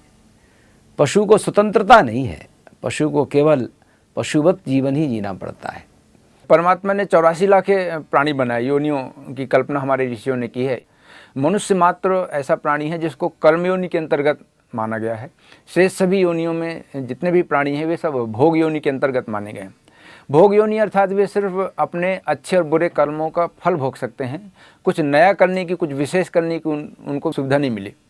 मनुष्य एक ऐसा प्राणी है कि अपने पिछले बीते हुए कर्मों का फल भोगते हुए कुछ नया कर सकता है, अपने आत्म कल्याण के लिए, अपनी आत्मा के विकास के लिए कुछ नया पुण्य अर्जित कर सकता है। ज्ञान को मुख्य आधार बना के काम करने वाले लोग ब्रह्मर्षि कहलाते हैं। भक्ति को मुख्य आधार बना के जो काम करते हैं वो देवर्षि कहलाते हैं। और जो सेवा को, कर्मयोग को आधार बना के करते हैं वो राजर्षि कहलाते हैं। गांधी आज के युग के राजर्षि कह जाएंगे, उस ज़माने में जनक और दूसरे लोग। तो ये जो कर्मयोग है वही आज के ज़माने में बहुत आवश्यक है, क्योंकि भक्ति योग और ज्ञान योग और ये और थोड़े कठिन है। लेकिन सेवा करते हुए व्यक्ति अपने आप को शुद्ध कर सकता है, क्योंकि यही एक ऐसा मार्ग है सेवा कि चित्त शुद्ध करने के लिए सबसे अच्छा उपाय है। मानव जीवन जो हमको मिला हुआ है उसको अगर हम उसकी गरिमा को अनुभव करें, उसके स्वरूप को अनुभव करें, तो हमें अच्छे से अच्छा जीवन जीना चाहिए। और अच्छे से अच्छे जीवन की यही एक कसौटी हो सकती है कि अपने लिए ही मात्र नहीं, हम दूसरों के लिए, समाज के लिए कितना क्या कर सकते हैं। भगवान ने सबको 24 घंटे दिए। 24 घंटे में से यदि व्यक्ति अपने समय का नियोजन करे तो 8 घंटे अपने कार्य में लगाए, 8 घंटे विश्राम में लगाए, 4 घंटे घर के काम में लगाए, फिर भी 4 घंटे बचते हैं। 4 घंटे न सही 2 घंटे भी व्यक्ति सेवा कार्य के लिए निकालने लग जाए, तब भी वो लोक सेवी है। जो सबसे पीछे खड़ा है, चाहे वो किसी भी दृष्टि से आप देखें, उसको आगे बढ़ाने का काम सेवा है। जो कमज़ोर है, जो दुर्बल है, जो पीड़ित है, क्योंकि सभ्य लोगों की परिभाषा यही है। हर सभ्य देश में एक कानून है कि जब जहाज़ डूबने लगे, पानी का जहाज़, तो सबसे पहले बच्चों को, महिलाओं को लाइफ बोट में बैठा के वो किया जाता है। फिर उसके बाद और कोई कमज़ोर हो उसको, और जो समर्थ हैं उनको नहीं बचाया जाता। वो तो जहाज़ के साथ, कप्तान जो है उसी के साथ डूबता है। ऐसे सभ्य समाज में है। यानी जब भी कोई ऐसी विपत्ति आती है, चाहे कोई भी हो, भूकंप हो, अतिवृष्टि हो, जल प्लावन हो, तो किसको बचाया जाएगा? दुर्बल, निरीह, असहाय, बालक, वृद्ध, इनको। तो ये सेवा उनकी की जानी चाहिए जो असहाय हैं, जो दुर्बल हैं, कमज़ोर हैं। मनुष्य का एक सबसे बड़ा गौरव है कि मनुष्य अपने पुरुषार्थ के द्वारा अपने आप के जीवन को ऊपर उठाता हुआ चला जाता है। हम चाहे किसी भी देवी की उपासना करें, किसी भी देवता की उपासना करें, किसी भी मंत्र की साधना करें, पर यदि हमारा ध्यान इस ओर नहीं गया, भगवान ने जो हमको संपदा दी है सद्गुणों के रूप में, उसे विकसित करना है, तब तक हम जीवन में कुछ प्राप्त नहीं कर सकते। हम इतिहास में देखते हैं कि बड़े बड़े जो महापुरुष हुए हैं, जो संत और सिद्ध हुए हैं, उनको यह गौरव कैसे मिला? तो उनके जीवन में हम छोटी छोटी घटनाएं देखेंगे जिनमें उन्होंने अपने लिए कम, दूसरों के लिए ज़्यादा किया। अगर उन्होंने सिर्फ अपने लिए किया होता तो शायद उनको महापुरुष नहीं कहा जाता। देवता और अवतार की श्रेणी में, संत और साधक की श्रेणी में उनको नहीं माना गया होता। पूज्य गुरुदेव ने कहा कि इन दिनों सबसे बड़ी सेवा है अज्ञान को मिटाना। आज मनुष्य अज्ञान के कारण दुख पा रहा है। विचारों का परिष्कार जो करता है वो लोक सेवी है, अज्ञान को दूर करता है वो लोक सेवी है, जो ज्ञान बांटता है वो लोक सेवी है। हम नहीं ज्ञानी हैं, लेकिन जो महापुरुषों ने पुस्तकें लिखी हैं हम दूसरों को पढ़ाने के लिए चले जाएं, ये भी बहुत बड़ी लोक सेवा है। अपने लिए काम कर लेना, अपने स्वार्थ के लिए काम कर लेना, अपने जीवन के विकास के लिए काम कर लेना, यह सामान्य बात है। अपनी मुक्ति के लिए, अपने आत्म कल्याण के लिए तपस्या करना, साधना करना या श्रम करके साधन अर्जित करना, ये छोटा काम है। और महानता किसको कह सकते हैं? महानता कह सकते हैं जिसने दूसरों के लिए किया, स्वयं कष्ट सहन करके दूसरों के कष्ट दूर करने के लिए प्रयास किया, स्वयं भूखे रह करके दूसरों को भोजन उपलब्ध कराने के लिए प्रयास किया, तो इसको हम कह सकते हैं महानता। लोक सेवी होने का अधिकार हर व्यक्ति को है, उसमें कोई जाति का, पंथ का, धर्म का, संप्रदाय का कोई भेदभाव नहीं है, कोई ऊंच नीच का भेदभाव नहीं है। सबसे बड़ी शर्त है कि लोक सेवी व्यक्ति को के हृदय में ये भाव जागृत हो कि मैं दूसरों की सेवा करूं, दूसरों के मैं काम कैसे आऊं। जब ये भाव जगता है तो व्यक्ति लोक सेवी बन जाता है। उसे हम प्राचीन काल में भक्त कहते थे, साधु कहते थे, संत कहते थे, ब्राह्मण कहते थे। आज उसी का रूपांतरण है, पर्यायवाची नाम है लोक सेवी। वो व्यक्ति घर में रह करके भी दूसरों की सेवा कर सकता है। एक आदमी भावनावश सेवा करता है और एक आदमी अपनी स्वार्थ भरी रणनीति के अंतर सेवा को एक सिर्फ माध्यम बनाता है। वो ये कहता सेवा करेंगे तो हमारी प्रतिष्ठा बढ़ेगी, फिर हम अपनी प्रतिष्ठा को कैश कर लेंगे। अब वो सेवा नहीं करना चाहता, पक्की बात है, वो सेवा करना ही नहीं चाहता। उसका लक्ष्य अपनी योजना को सफल बनाना है, इसलिए सेवा को एक माध्यम बना रहा है। आजकल ऐसे सेवा करने वाले बहुत मिल जाते हैं, और नए जो उतरते हैं वो उन्हीं को उदाहरण मान लेते हैं। अच्छी भावना से ना आते हैं सो बात नहीं है। ये जितने संत फिरते फ़कीर फिरते हैं बाबा जी, ये खराब भावना से बने हों ये नहीं है, लेकिन ये जब गए तो इनने जो लोगों को पहले से देख रहे थे उसी को मान लिया आदर्श, उसी में खुद चल पड़े। तो ये कहते हैं कि वो नमक की झील में सब नमक बन जाते हैं, क्रम प्रवाह चल पड़ता है। तो अगर वास्तव में आज वैज्ञानिक स्तर पर ये लोगों ने अनुभव कर लिया है कि व्यक्तित्व के विकास के लिए, परिवार के विकास के लिए, समाज के विकास के लिए सेवा जरूरी है, तो फिर सेवा सेवा ही होनी चाहिए।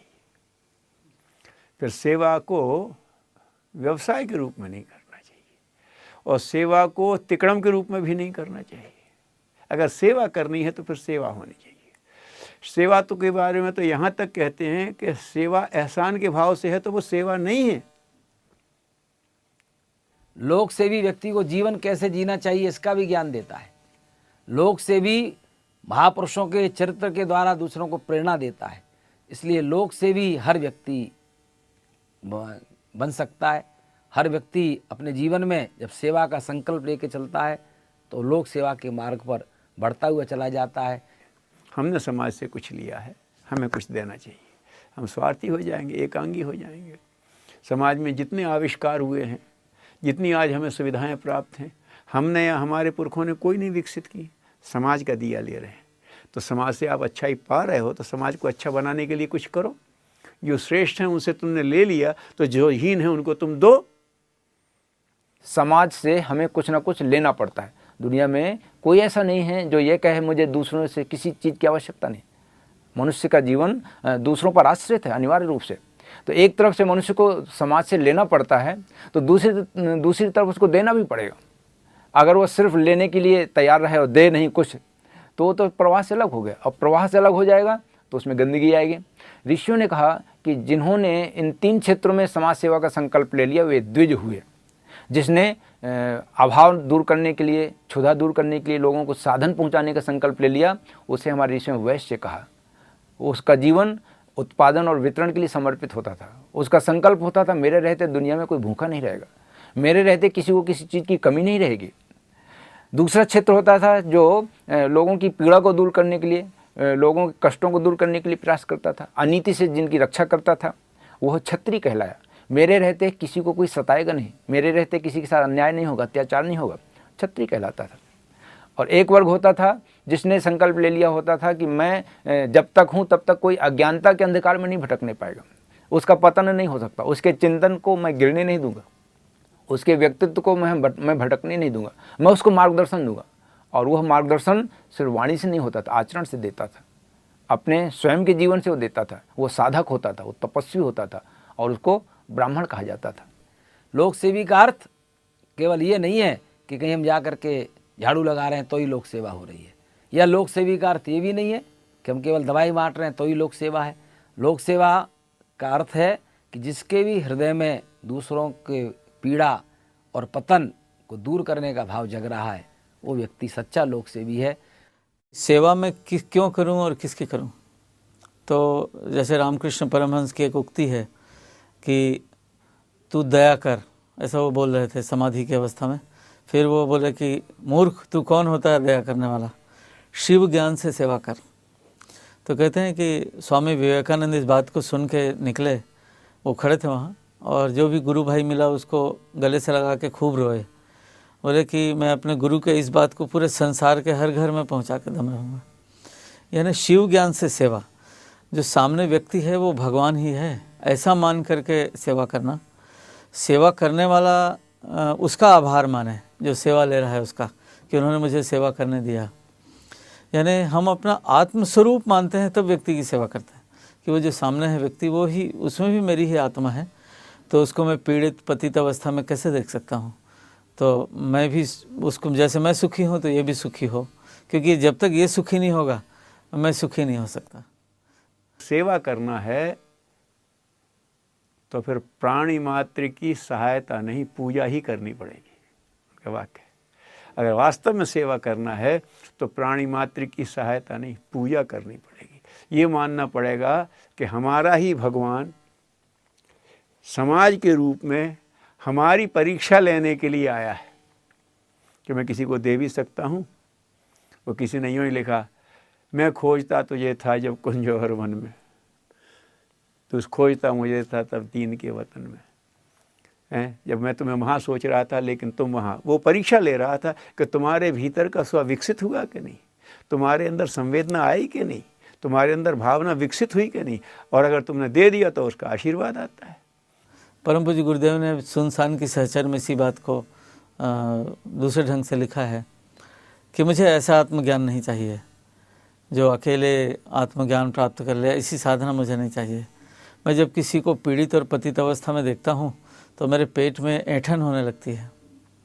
यानी सेवा अपरिहार्य हो जाती है कि जब व्यक्ति सामने वाला दुखी है, पीड़ित है, तो उसको उठाए बिना मैं सुखी और समुन्नत नहीं हो सकता। और बुद्ध की बात तो और भी ऊंची है। बुद्ध कहते हैं जब तक इस संसार में एक भेड़ भी निर्वाण को प्राप्त नहीं हो जाता तब तक मैं इस संसार में निर्वाण प्राप्त नहीं करूँगा।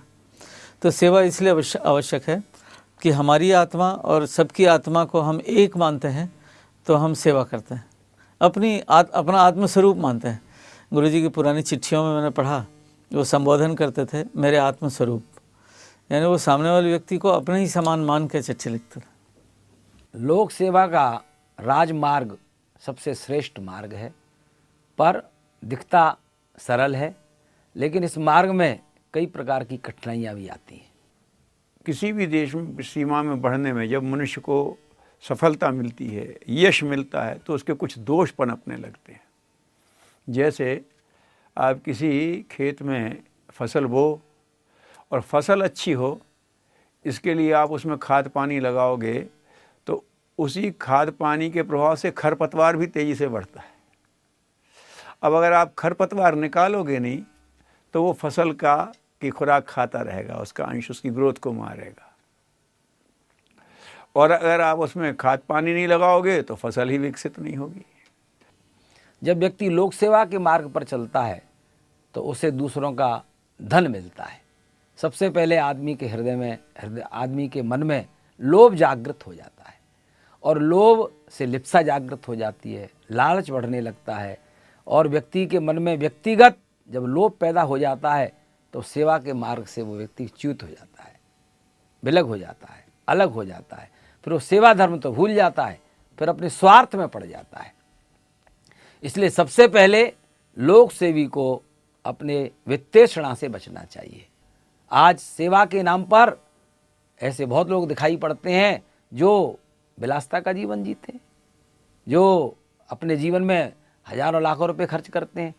समाज का आया हुआ धन जब हम व्यक्तिगत जीवन में खर्च करने लगते हैं तो व्यक्ति सेवा नहीं कर रहा है, फिर वो ठगी विद्या फैला रहा है। वो स्वयं ठग बन करके दूसरों को ठग रहा है। जिन्हें लोक सेवा करनी है उन्हें तो लोभ पर अंकुश लगाना ही पड़ेगा, लिप्सा को पे अंकुश लगाना ही पड़ेगा। अपने धन की दौड़ में उसे अपने आप को विराम लगाना ही पड़ेगा, तभी वो लोक सेवा कर पाएगा। इसलिए लोक सेवी को सबसे पहले लोभ से अपने आप को बचाना पड़ेगा। दूसरी चट्टान है उसकी जो सबसे बड़ी है, वो मोह की है। जब व्यक्ति के ऊपर उसके बच्चे हावी हो जाते हैं तो फिर व्यक्ति ये सोचने लगता है कि मैं इनके लिए 7 पीढ़ी के लिए धन कैसे इकट्ठा करूं। आज वर्तमान में ये दोष सेवा के क्षेत्र में बहुत विकराल रूप से आ गया है। लोग सेवा के नाम पर अपने बच्चों के लिए, अपनी औलाद के लिए धन इकट्ठा करते हैं। लोगों ने हमें सुविधा दे दी, साधन दे दिए, तो हम अपने अहंकार को बढ़ाने लगते हैं। मैं हूँ से कोई नहीं, और मेरा लोग देखो इतना सम्मान करते हैं। और फिर अगर आपने थोड़ा सम्मान कर दिया तो मैं लड़ने को तैयार हूँ, तो मेरा सम्मान। सेवा करने से सम्मान होता है, ये बात सही है, लेकिन समाज सेवी को अगर सम्मान की डिमांड करता है, अगर सम्मान का आग्रह करता है, डिग गया। काहे का सम्मान? सम्मान जिसका उसको मिलेगा। वही कष्ट उठेगा तो उठा लूँगा, मैं अपने उस पर स्थिर हूँ कि नहीं। ये आदमी करने लगता है सम्मान करने, ये क्या अहंकार बढ़ा देता है आदमी का। मैं बड़ा सेवक बन गया हूँ, मेरे कहने से ये हो रहा है। अरे क्या हो रहा है? साधन जाने किसके, श्रम जाने किसका। तुमने थोड़ा मैनेज कर दिया तो समझ लो सब कुछ मैं ही कर रहा हूँ। सारी दुनिया के लोग मुझे ही माने, मेरी माने और मैं ही सबसे बड़ा आदमी बन जाऊं, यदि लोक सेवी के मन में ये कहीं से विचार आ गया तब तो उसका जीवन बिल्कुल बर्बाद हो जाएगा। फिर ऐसा व्यक्ति दूसरों को धक्का मारेगा, अपने साथियों को धक्का मारेगा और अपने साथियों को कुचल करके आगे बढ़ने की कोशिश करेगा। ऐसा व्यक्ति अहंकारी हो जाएगा। अहंकारी व्यक्ति कभी भी लोक सेवा नहीं कर सकता है। अहंकारी व्यक्ति अपने आप को दूसरों की तुलना में बड़ा दिखाने के लिए लोक सेवा के क्षेत्र में आ सकता है, पर वो लोक सेवी नहीं हो सकता है। लोक सेवी तो दूसरों को सम्मान देता है, खुद पीछे रहता है, दूसरों को आगे बढ़ाता है, वही सच्चा लोक सेवी होता है। जिसको हम लोक सेवी कहते हैं ना, तो वो पूरी तरह से अपने लक्ष्य को समर्पित, पूर्ण समर्पित कार्यकर्ता। जैसे आज हम पीले कपड़े पहन के गुरु जी के काम के लिए समर्पित हो गए, मान लीजिए, एक ऐसा उदाहरण है। कभी खादी और स्वतंत्रता आंदोलन को लेकर लोग सफ़ेद कपड़े पहन के उसी काम में लगे थे। तो लोक सेवी के सामने एक कुछ आचार संहिता लागू हो जाती है, क्योंकि जैसे गांधी जी कहते थे, यदि भारत का गरीब व्यक्ति एक धोती नहीं पहन सकता पूरी तरह से, तो मैं आधी धोती पहनूंगा। यानी हम जिसकी सेवा कर रहे हैं, जिसका हम अपने आप को सेवक कहते हैं, लोक सेवी यानी जनता का सेवक अपने आप को, तो फिर मेरा खर्च औसत भारतीय स्तर के ही आसपास हो। जीवन का लक्ष्य यदि मालूम नहीं है, दिशा मालूम नहीं है, तो फिर हम कहाँ जाएंगे, क्या करेंगे। सेवा का व्रत तो ले लिया, पर करना क्या है। तो पहला व्रत उन्होंने दिलाया कि लोक सेवी को प्रतिदिन ये चिंतन करना चाहिए कि भगवान ने मुझे किस लिए पैदा किया है, मेरे जीवन का लक्ष्य क्या है, मैं क्यों जीवन जी रहा हूँ। यदि मात्र मैं खाने पीने पहनने के लिए, बच्चे पैदा करने के लिए जीवन जी रहा हूँ, तो फिर मुझ में और पशु पक्षियों में क्या अंतर रह जाएगा। गुरु जी कहते हैं कि बाल्टी में रखे पानी में तेल की तरह छिछलो मत, नमक की तरह घुल जाओ। यानी हम उनके साथ इस तरह से घुल मिल जाएं कि हम उन्हीं के व्यक्ति हैं और उन्हीं में वो कर रहे हैं। हम झोपड़ी में जाएं तो झोपड़ी जैसे रहने लगें, पत्तल में खाते हैं तो पत्तल में खा लें, और जहाँ ऐसी जगह जाएं जहाँ नहाने को पानी नहीं मिलता है तो कुछ दिन हम भी ना नहाएं। मैंने लोक से भी उसी में अपने आप को एक कर लें जिसके साथ, जिसके सेवा में लगा हुआ है। लोक सेवी को स्वच्छता का ध्यान रखना चाहिए, सफाई का भी ध्यान रखना चाहिए। लोक सेवी को अपने काम करने के में कला कौशल का भी ध्यान रखना चाहिए। लोक सेवी को मिलने जुलने के क्रम में भी आत्मीयता का ध्यान रखना चाहिए, और जहाँ भी रहे वहाँ ऐसा दिखाई पड़े कि ये बड़ा व्यवस्थित व्यक्ति है, ये समय का मैनेजमेंट भी करता है, काम का भी मैनेजमेंट करता है। भगवान ने यदि धन दिया है तो धन के भी का भी मैनेजमेंट करना हमको आना चाहिए, कहाँ खर्च करें, कहाँ हम खर्च नहीं करें। इस प्रकार से हमारी बुद्धि सर्वांगीण रूप से सुव्यवस्था के क्रम में लगनी चाहिए, तो फिर हम अच्छे लोक सेवी बन सकते हैं। अपना चिंतन उत्कृष्ट रखना पड़ेगा लोक सेवी को, क्योंकि बिना उत्कृष्ट चिंतन के, यानी बिना ज्ञान योग के कर्म योग ठीक से नहीं साधता। जब तक लक्ष्य और चिंतन ऊंचा नहीं होगा ना, हम ठीक से स्वाध्याय नहीं करेंगे, जिस महान लक्ष्य के लिए हम जुड़ के सेवा कर रहे हैं उसको ठीक ठीक समझेंगे नहीं, तो हमसे ठीक से सेवा नहीं होगी। लोक सेवी भी जहाँ रहे वहाँ उसे व्यवस्था बुद्धि का अपनी का काम लेना चाहिए। सबसे पहले तो हमारा जीवन व्यवस्थित हो, जीवन हमारा अव्यवस्थित न हो। हमारा उठने का टाइम टेबल हो, सोने का टाइम टेबल हो, काम करने का टाइम टेबल हो, ये हमारे व्यवस्थित ज़िंदगी हो। लेकिन बाहर की ज़िंदगी में भी हमारे कपड़े व्यवस्थित हों, हम जो काम करते हैं वो काम करने का ढंग व्यवस्थित हो, हम जहाँ जिस मकान में रहते हैं वो वहाँ रखी हुई चीज़ें व्यवस्थित हों, हम जिस कार्यालय में काम करते हैं वहाँ भी व्यवस्था हो, हमारी बातचीत की में भी व्यवस्था हो। हम बातचीत ऐसी करते हैं जो अव्यवस्था वाली होती है, किसको हम क्या बोलना चाहिए, क्या नहीं बोलना चाहिए। हम चाहे जो कुछ बोल जाते हैं तो आदमी हमसे नाराज़ हो जाते हैं। हमारे घर में पति पत्नी में झगड़ा हो जाता है, क्यों? हमको बोलने की कला नहीं मालूम। इसलिए हमारी व्यवस्था बुद्धि विकसित होनी चाहिए। कुछ वर्जनाओं से हमको बचना पड़ेगा लोक सेवी को। जैसे मान लीजिए कहा जाता है भाई कि स्त्रियों से आप एकांत में वार्तालाप ना करें, तो ठीक है, मेरा भाव बहुत ऊंचा है, मेरे आत्मा में कोई कलुष नहीं है, लेकिन लोग तो नहीं जानते ना, तो फिर इस वर्जनाओं से हम बचें। जो वर्जनाएं समाज में पहले से अच्छी परंपराओं के रूप में प्रचलित हैं। तो लोक सेवी के जीवन में सबसे पहली लड़ाई अपने आप के दुर्गुणों से प्रारंभ होती है। अपने अंदर कौन कौन से दुर्गुण हो सकते हैं? आलस हो सकता है, प्रमाद हो सकता है, क्रोध हो सकता है, लोभ हो सकता है, मोह हो सकता है, अहंकार हो सकता है, विलासता हो सकती है, फैशन परस्ती हो सकती है, झूठ बोलने की आदत हो सकती है, निंदा करने की हो सकती है, ईर्ष्या करने की हो सकती है, चुगली करने की हो सकती है। इन सब बुराइयों से जो अपने आप से लड़ सके, ऐसा व्यक्ति सच्चा लोक सेवी कहलाता है। उसे व्रत लेके चलना चाहिए कि मैं अपने अंदर की एक एक छोटी से छोटी बुराई को उखाड़ करके फेंक दूंगा, एक एक दुर्गुण को अपने अंदर से त्याग दूंगा, तब वो अच्छा लोक सेवी बन जाएगा। यदि कोई दान का पैसा है, भले वो चिल्लर पैसे क्यों ना हो, मैं लोगों को कहूँ मुझे आप गिन के आप दे दें और फिर रसीद काट लें। हर चीज़ जो मुझे दान में मिलती है वो सार्वजनिक संपत्ति है, देवोत्तर संपत्ति है, तो उसका हिसाब किताब ठीक हो। हर एक व्यक्ति को दान की रसीद मिले। यदि कोई वस्तु देता है तो वस्तु दान की रसीद मिले। और अकेले में बैठ के काम करने वाला जो काम है वो केवल ध्यान और जप और पूजा ही हो सकती है। समाज में जो बुराइयां हैं, जो नशाखोरी के रूप में है, फैशन परस्ती के रूप में है, दहेज के रूप में है, जात पात के रूप में है, उनसे भी उसको लड़ना पड़ेगा। आज समाज में इस प्रकार की बुराइयां चारों ओर मुंह फैलाए पड़ी हुई हैं, इनसे भी उसको लड़ने का संकल्प लेना पड़ेगा। जब लोक सेवी व्यक्तिगत जीवन की बुराइयों से लड़ता है, पारिवारिक जीवन की बुराइयों से लड़ता है, सामाजिक जीवन की बुराइयों से लड़ता है, तो वो अपने जीवन में प्रगति करता है और आगे बढ़ता हुआ चला जाता है। परमात्मा चेतना, गुरु चेतना कहती है कि अगर वो सब साधन, जब मनुष्य काम करता है सेवा में, तो दैवी प्रकृति मदद करती है, लेकिन ये कहती है कि तुम अहंता मत करना, ये विष है तुम्हारे लिए। अहंता तुम्हें आ गई तो वही राक्षस है। मैं स्वामी हूँ, मैंने अपने तप से किया है, यहीं से गड़बड़ हो जाएगा। और अहंता सबसे मारक विष है। वासना, तृष्णा, अहंता में वासना होती है इंद्रियों से सुख से संबंधित, तृष्णा होती है धन से संबंधित, और अहंता होती है यश से संबंधित। सबका यश मुझे मिले, सबकी नामवरी मुझे मिले, है ना, सारे शारीरिक सुख मुझे मिल जाए, सारा धन मुझे मिल जाए। वासना, तृष्णा, मोह, लोभ। और ये अहंता जो है ये सब। और फिर जब ये आती है तो भगवान को भी नहीं झेलना चाहता भगवान कौन होता है, ये आदमी को ये बात हो जाती है। इससे बचना। लोक सेवा के क्षेत्र में जब अपने बड़प्पन की महत्वाकांक्षा जग जाती है, तब आदमी बहुत खतरनाक हो जाता है।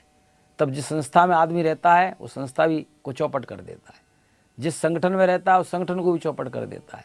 इसलिए लोक सेवी को अहंकार से भी अपने आप को बचाना पड़ेगा, तभी व्यक्ति लोक सेवा के क्षेत्र में निरंतर आगे बढ़ता हुआ चला जाएगा। लोक सेवी बनने का अधिकार सबको है, घर में रह करके, दुकान करते हुए, नौकरी करते हुए, खेती करते हुए, या जिसके पास भरण पोषण के साधन है वो अपना पूरा समय देते हुए लोक सेवा के क्षेत्र में प्रवेश करके अपने जीवन को धन्य बना सकता है। गुरुदेव का सूत्र है, शालीनता बिना मोल मिलती है, लेकिन उसे सब कुछ खरीदा जा सकता है। अपना स्तर बनाओ। तो जो हमारे लोक सेवी लोक सेवा करना चाहते हैं, उन्हें अपनी सेवा का भाव विकसित करना चाहिए। हम सिर्फ कर्ज चुका रहे हैं या फ़र्ज़ निभा रहे हैं, इस भाव से सेवा करेंगे।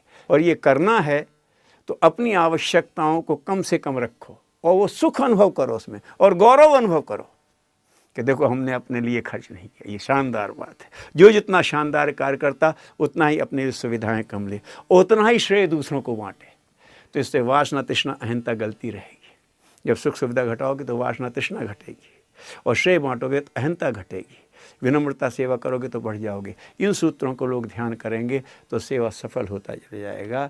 जो व्यक्ति सेवा करेगा उसको मित्रों की कोई कमी नहीं होगी, उसको जनता के समर्थन की कोई कमी नहीं रहेगी, उसको आत्मसंतोष बहुत अच्छा रहेगा, उसके स्वभाव में बहुत अच्छे परिवर्तन होंगे।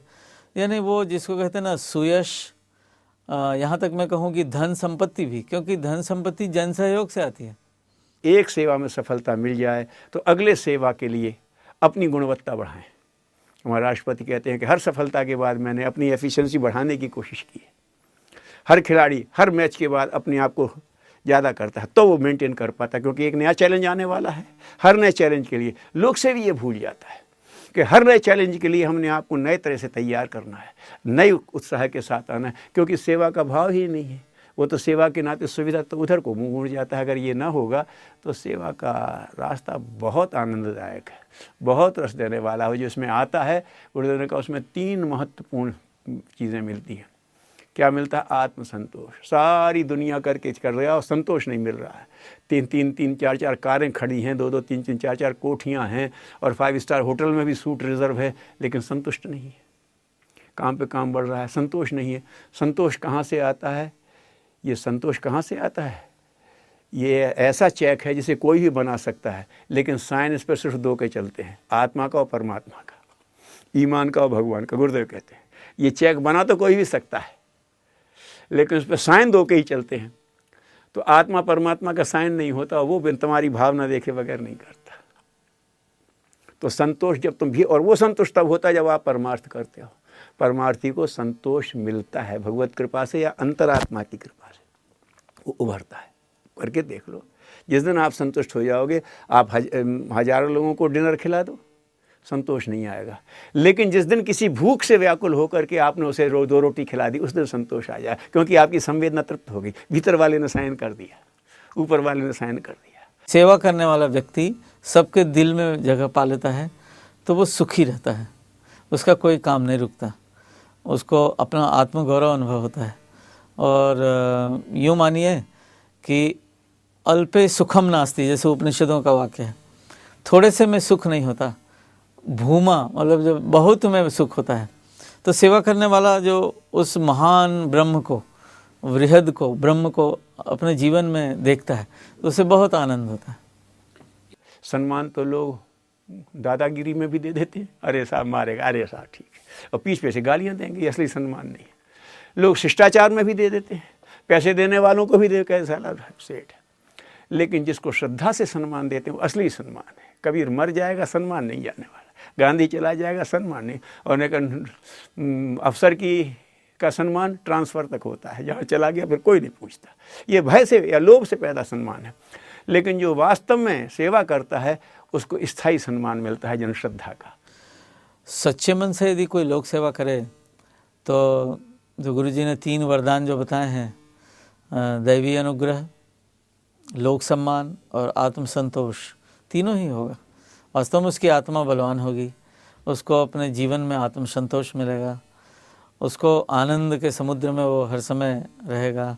उसके जीवन में नित्य उत्सव, जिसको कहते हैं कि त्यौहार तो कभी कभी आते हैं, लेकिन जो लोकसेवी के जीवन में तो रोज़ ही त्यौहार होगा, क्योंकि वो निरंतर आदमियों के आनंद के लिए, उनके सुख के लिए अपना आत्मत्याग करता हुआ बहुत आनंद में रहने वाला है। तो समझ लीजिए कि जो सबसे बड़ी चीज़ है आनंद, वो उसके जीवन में होगा, संतोष होगा।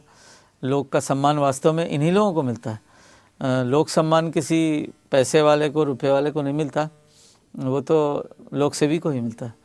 और दैवी अनुग्रह जिसको कहते हैं, ईश्वर की कृपा, ये तो श्रेष्ठ कार्य करने वाले लोगों को ही मिलती है। गांधी को उस गरीब में भी लोगों ने करोड़ों से कम नहीं गिने।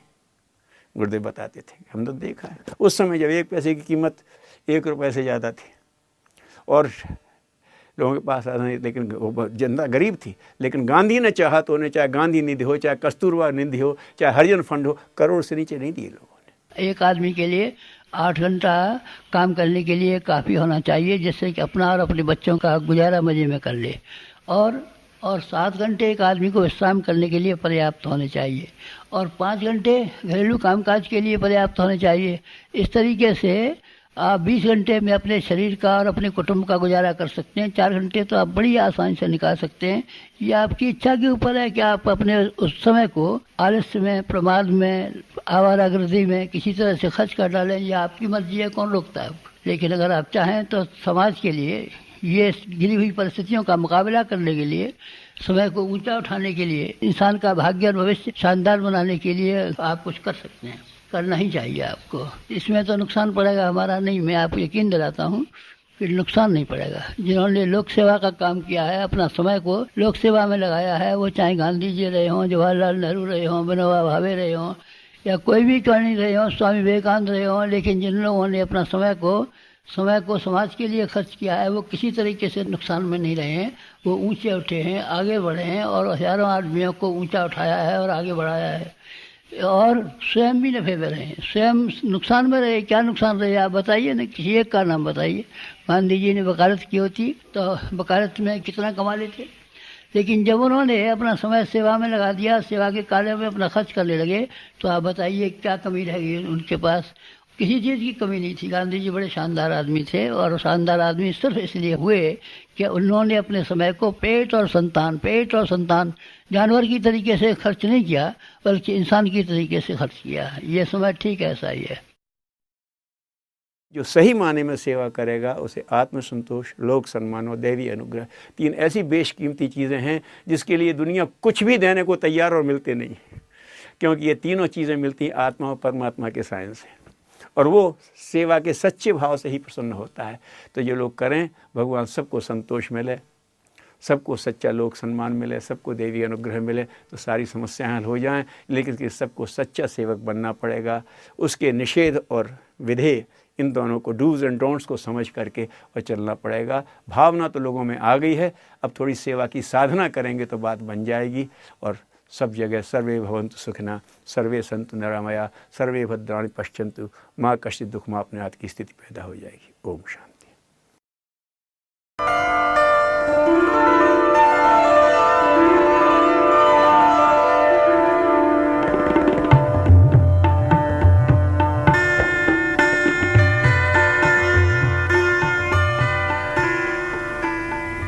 वस्तुतः शिव भगवान जो है ये मूल भगवान है, प्रजापति शिव कहा जाता है। इस शिव का स्वरूप ही बहुत दुर्घर्ष है।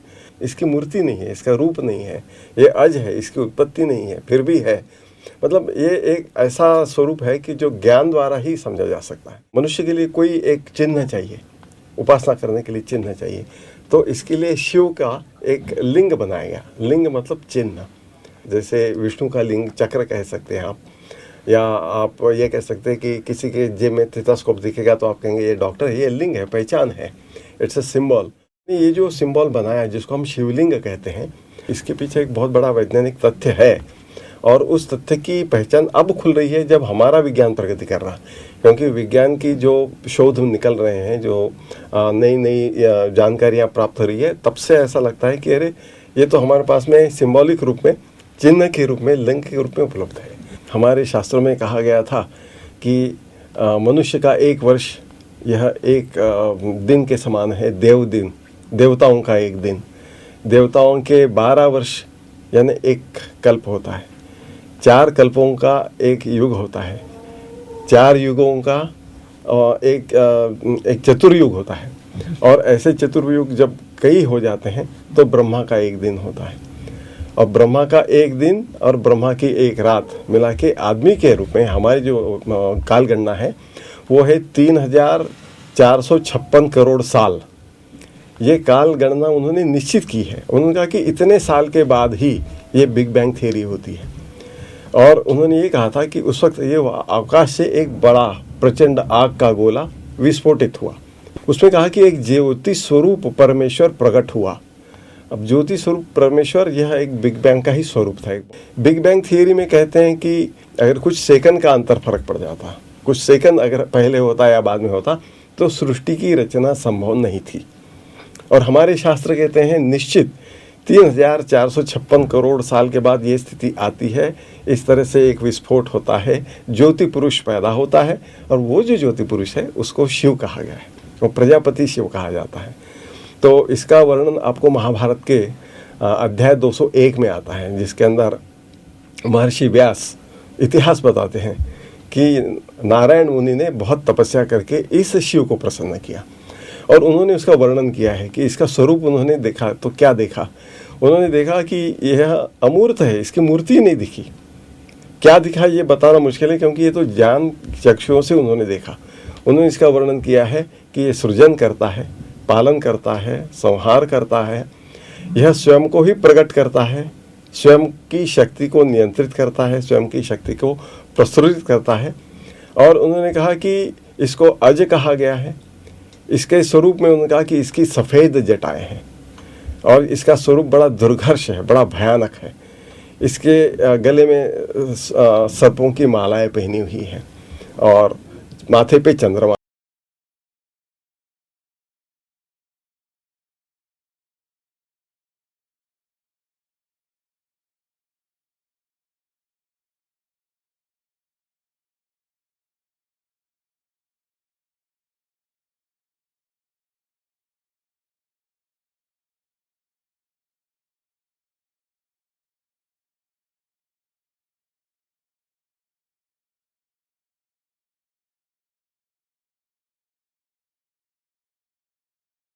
इस प्रजापति शिव के स्वरूप के बाद में जो उत्पत्ति हुई, इसने सबसे पहले निर्माण किया हिरण्यगर्भ को। हिरण्यगर्भ अपने वेदों में कई बार आता है। इस हिरण्यगर्भ का नाम है भूताग्रज। किसी भी चीज की प्रथम शुरुआत, किसी भी जीव का पहला स्तर, ये इसको कहा जाता है हिरण्यगर्भ। उसका वर्णन किया कि ये सूत्रात्मा है, ये सूत्र के रूप में है, यह स्वयंभू है, स्वयं को ही निर्माण करता है, इसके कोई भिन्न लिंग नहीं होते, 1 से 2, 2 से 4, 4 से 8 होते रहता है। और यह प्राणी मात्र का पहला स्वरूप है और हर प्राणी मात्र में यह विद्यमान रहता है। इस भूताग्रज को अपन डीएनए के साथ अगर कंपेयर करें, ये तो आजकल प्रस्थापित सत्य है कि डीएनए हर चीज़ में है और ये नाश इसका होता नहीं और ये स्वयं को ही अपने आप को निर्माण करते रहता है, 1 से 2, 2 से 4 होते रहता है और पूरे वंश की विशेषताएं उस एक डीएनए के अंदर होती है। डीएनए का स्वरूप कैसा होना चाहिए, जो आज हम देखते हैं वो ऋषियों ने कैसे देखा, तो उसके लिए भी उन्होंने बहुत खोजे की। डीएनए का जो स्वरूप हमने देखा है वो मेरे ख्याल से 1953 में पहली बार साइंस ने देखा कि ये डीएनए इस तरह का होगा। ऐसे इसकी कल्पना किसी को थी नहीं और ऐसे भी सामान्य आदमी को डीएनए का स्वरूप समझाना बड़ा मुश्किल है। अभी टीवी पे तो आप देख लेते हो, 3 डायमेंशनल पिक्चर आता है, मूवमेंट्स आती हैं, आपको पता चल जाता है। लेकिन जब तक ये नहीं था तब तक इसकी कल्पना की थी जो स्पाइरल स्टेयरकेस होती है ना, गोल जीना होता है, 2 गोल जीने आपस में गूंथने के बाद जो एक आकृति तैयार होती है वो डीएनए की आकृति। उन पुराने दिनों में इस रचना को हमारे ऋषियों ने देखा, ज्ञान चक्षु से देखा, प्रत्यक्ष तो दिख नहीं सकता। ज्ञान चक्षु से देखने के बाद में उनको लगा कि डीएनए का स्वरूप एक ये हेलिकल स्प्रिंग के नुआ है और ये खुद को निर्मित करते रहता है। और इसकी निर्मित हमारे शास्त्रों के अनुसार शिव भगवान ने की। प्रजापति शिव ने हिरण्यगर्भ को निर्माण किया। हिरण्यगर्भ प्रजापति ने निर्माण किया, इसलिए उन्होंने एक कल्पना की, एक पिंड बनाया। किसी भी चीज़ को बनाने के पहले एक पिंड बनता है। जैसे मूर्ति बनानी है तो मिट्टी का एक पिंड बनाया जाता है, पत्थर से मूर्ति तराशनी है तो एक बड़ा पत्थर का एक पिंड लिया जाता है। तो उन्होंने एक पिंड बनाया ऊपर से गोल करके और उसके ऊपर उन्होंने कल्पना की कि शिव भगवान के आभूषण अगर सर्प है तो सर्प की लपेट अगर उसके ऊपर हम बताते हैं तो एक डीएनए का एक मॉडल उसके ऊपर तैयार हो जाता है। और अगर कॉम्प्लेक्स डीएनए, कॉम्प्लेक्स स्ट्रक्चर बताना है तो सर्प युगल भी उन्होंने कल्पना की थी कि सर्प युगल भी हो सकता है जो डबल हेलिक्स के रूप में उसके ऊपर दिख जाएगा। अब उन्होंने कहा कि यह मूल आकृति है, यह मूल चीज़ है और यह भूताग्रज है, इसी से सृष्टि का प्रादुर्भाव होता है। शास्त्रों ने अपनी तरह से इसका बखान किया, लेकिन जो आज हमारे विज्ञान कहता है वो भी ये कहता है कि ये जो डीएनए है ये एक धागे के समान होता है।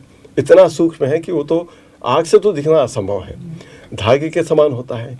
एक से दूसरा उत्पन्न होते रहता है, दूसरे से तीसरा, तीसरे से चौथा, ये बढ़ते रहता है, ये नष्ट नहीं होता। चीज़ नष्ट हो जाएगी लेकिन उसका डीएनए कहीं न किसी रूप में कायम रहता है। अक्षर है, इसका कभी क्षरण नहीं होता। तो ये जितनी भी विशेषताएं उन्होंने कही है डीएनए के लिए, वो डीएनए की विशेषताएं हमारे शास्त्रों में हिरण्यगर्भ के लिए या भूताग्रज के लिए की थी।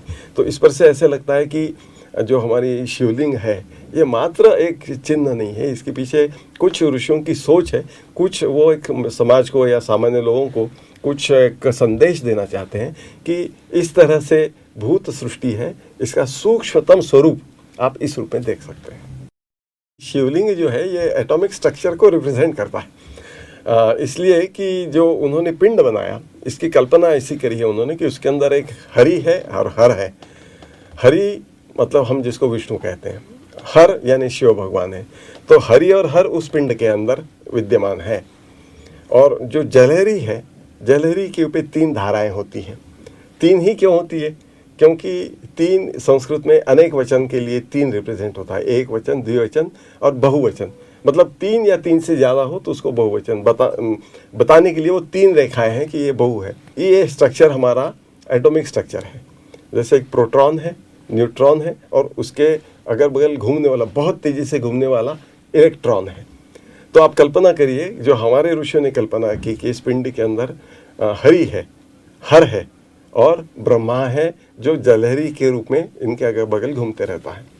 हरि के साथ ब्रह्मा का सूत्र बंधा हुआ है, नाभि से सूत्र बना हुआ है, दूर नहीं जा सकता। और सृष्टि की रचना करने के बाद उसके पालनकर्ता के स्वरूप में वो हरि के साथ में जुड़ा हुआ रहता है।